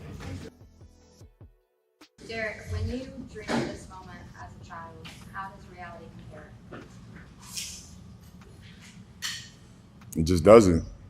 The feeling of being able to win, the feeling to be able to go through hardship, the feeling of being able to enjoy this moment with your teammates, with your family, being able to know that there's a lot of time, the amount of days that you stacked to be able to get to this moment. You dream of it. And to being able to be in the finals is something that I didn't expect myself to be a part of for a very long time. So just being able to do this in my first year, I just want to be able to learn as much as I possibly can and grow as much as I possibly can. Derek, what have you personally learned about yourself through this playoff run? I know you've been through a lot, and you talk a lot about how your teammates have been able to help you do that. What have you learned about yourself throughout this whole postseason? I feel like my mama always kind of said this, but, my way is the hardest way. We're not going to take the easy way out. We're not going to cry if things are going our way or if it seems like everything's stacked against us. We just got to be able to huddle together as a family, being able to lean on each other. There's a lot of times where, it might seem like the world's against you, or it might seem like, you look in the mirror and you ain't seeing the same person. But whenever you come in here and you're able to smile with the teammates, being able to laugh with the teammates, being able to enjoy time with your teammates, it makes everything outside of the basketball world that much easier. What have you thought of Coach Kidd's stewardship, if you will, on this process? As your first NBA coach, so you don't have much to compare it to, but what's it been like for you playing for him? I feel like he's been one of the best coaches I've ever had. He's putting me in positions where, he's expecting me to fail, and even if I fail, he's going to leave me in there to learn. I feel like, his coaching style fits me very well. He's walking into the locker room and then asking, so what do we think? Being able to have a coach like that who's going to make the players speak, make the players talk to one another, and then say what he thinks is an amazing process. We're able to talk to one another about what we think we need to do together as a team. And then whenever the staff comes in, they bring in their own light, what they see from the court, because players and coaches see the game two different ways, and we're just able to help each other. I feel like Coach Kidd has definitely, there's been a lot of criticism on him, and I don't understand why. I feel like he's an amazing coach and an amazing person. What are some of the ways that Tyson Chandler has helped you become the player you are today? Being able to be mentally tough, being able to know that, I look at him and I see myself plus 20, 25 years. And seeing someone who has been in my position, who has been in this seat, who has played in the championship, who has gotten the championship, being able to guide me, it makes me that much more confident in who I am. Knowing that he has my back, he's confident in me, makes me want to go out on the court and just play with that much more aggression.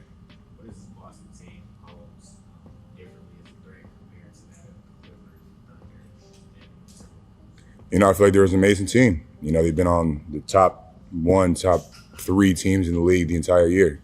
They could shoot the shit out of the ball. 1 through 5, they're an amazing team. They can space the floor. They can get to the rim. They have a lot of weapons that they can use on the floor. So it's just going to be able to try to be able to understand when they're going to use their weapons and when we can try to use their weapon against them. I'm sure you're familiar with the history of Kristaps Mm-hmm. What do you think about the matchup with him and Al Horford? It's basketball, man. You know, the media is going to try to turn it into, you know, they're either going to look at Kristoff, they're going to look at Kai, they're going to try to turn it into something. But we're going to go out there and just play. You know, there's a lot of things a lot of tensions that's going on the floor, a lot of tensions that's going on in the locker room, but that doesn't matter to us. We're focused on going out there and getting 4 wins in a row. Not 4 wins in a row, but 4 wins, stack them, and being able to know that there's going to be a lot of ups and downs. There's going to be a lot of people questioning things, and we got to be able to stick together with positive talk and be able to have each other's back. I think most of us have seen the photo of a team photo on the plane. What was that plane ride back It was an interesting plane ride back. You know, it was very high spirits in the plane, but, you know, we were driving in the thunderstorm. You know, we're able to just lean on each other. We're able to have fun, even in the moments where we're kind of like, are we going to make it back? But, you know, it was a great time. You know, everybody was leaning on each other. Everyone was talking to each other. You know, people in the front of the plane and people talking to the people in the back of the plane. So it was just everybody from the flight stewardess to the pilot. Everybody was happy, and we even had fans that were waiting out in the rain at 2, 3 in the morning. So being able to have people like that back you up, it just makes you want to go out there even harder. Did you envision yourself having this kind of impact in your rookie year based on what you've done? And what was the vision that the staff had for you going into the season? I don't think any of us expected this. I ain't expect this. My mom ain't expect this. Tyson ain't expect this. Jason Kidd ain't expect this.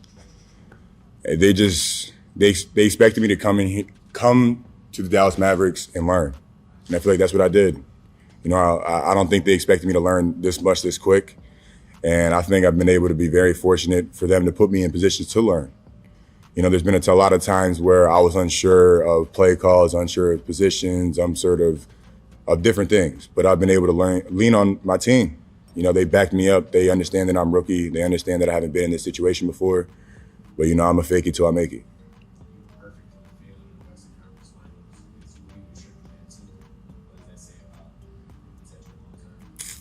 You know, I attribute that to I have an angel on my shoulder. You know, I feel like she helped me out there making my dunks and making my little hooks, some free throws, and just being able to just be a voice in the court. You know, I feel like I can definitely attribute that 16-16 for my mother. I know Marquise doesn't play a lot, but talk about the leadership he had provided. Man, I feel like, you know, every time you look in the court, you see Jason Kidd standing up and Keith's back talking to everybody on the floor, even the other team. It doesn't matter what's going on the floor. Keith's thinking about the next play, the right play, or the right lineup. And there's a lot of times where we can look at each other and we know if someone's having an off game. We know if someone ain't making some shots, we're gonna have to pick them up. And the first person to pick him up is Keith. You know, he's first person off the floor, first person to dab you up after making a good play, but he's the first person to pick you up if you make a bad play. Being able to have someone like that is amazing. You know, he's been in many different positions. He's been in many different teams. So he has a lot of different looks on what the NBA has. And I've definitely learned a lot from him, and he's taught me a lot. Derek, how are you feeling from a health standpoint? I'm great. Looking left, right. I'm great. You know, everyone's been asking for the past couple of days if I'm all right. You know, if I'm going to get hit in the head another 3-4 times, I'm still get back up and act like nothing happened. Derek, are you surprised at the way it's almost like symbiotic relationship with you and the athletes and how that works? And when he was acquired, clearly he was starting. Mm-hmm. What was your feeling about that? You know, I'm here to win games. I'm not here to care about how many points I put on the board, how many rebounds I put on the board, how many times I start in the game. And he's the same way. You know, I feel like we have a great 1-2 dynamic of picking each other up. No matter if I'm having a bad game, he's having a bad game, or if we're both having a good game, we're going to pick each other up no matter what's going on. You know, being able to have both of us coming out there, setting screens, getting lobs, throwing elbows, catching rebounds, it makes our teammates trust us. Since we got the paint, they know that they got to lock down the three-point line and the perimeter. And if they don't, they're just going to send them to us. And having that trust of, okay, if we ain't got them, our bigs got them. Did it work out even better than you thought it would? For sure. And I feel like me and Gaffer's dynamic is amazing. You know, I feel like I look at him as an older brother. You know, I've leaned on him many times, understanding the different schemes in the game, understanding different points, when to make a push, when to be able to take care of the ball, and just understanding the flow of the game. Derek, there's been a special group of kids that have shown you support this entire season. Brittany Cohen, you know, she's an amazing teacher. I love everybody a part of that school, a part of that class. You've talked so much about how much you care about the next generation, and I don't know if you've seen their videos on Twitter. I'm sure that you have, of when they're, reenacting your dunks or just following up with the game the next day. If you could just tell that class.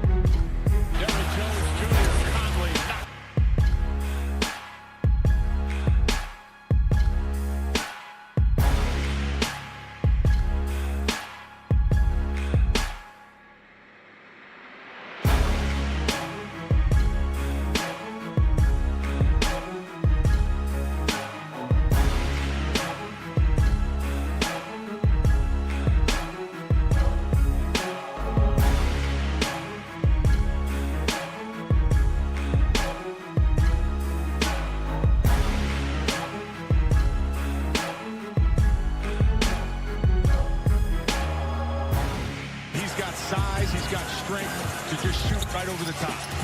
He is.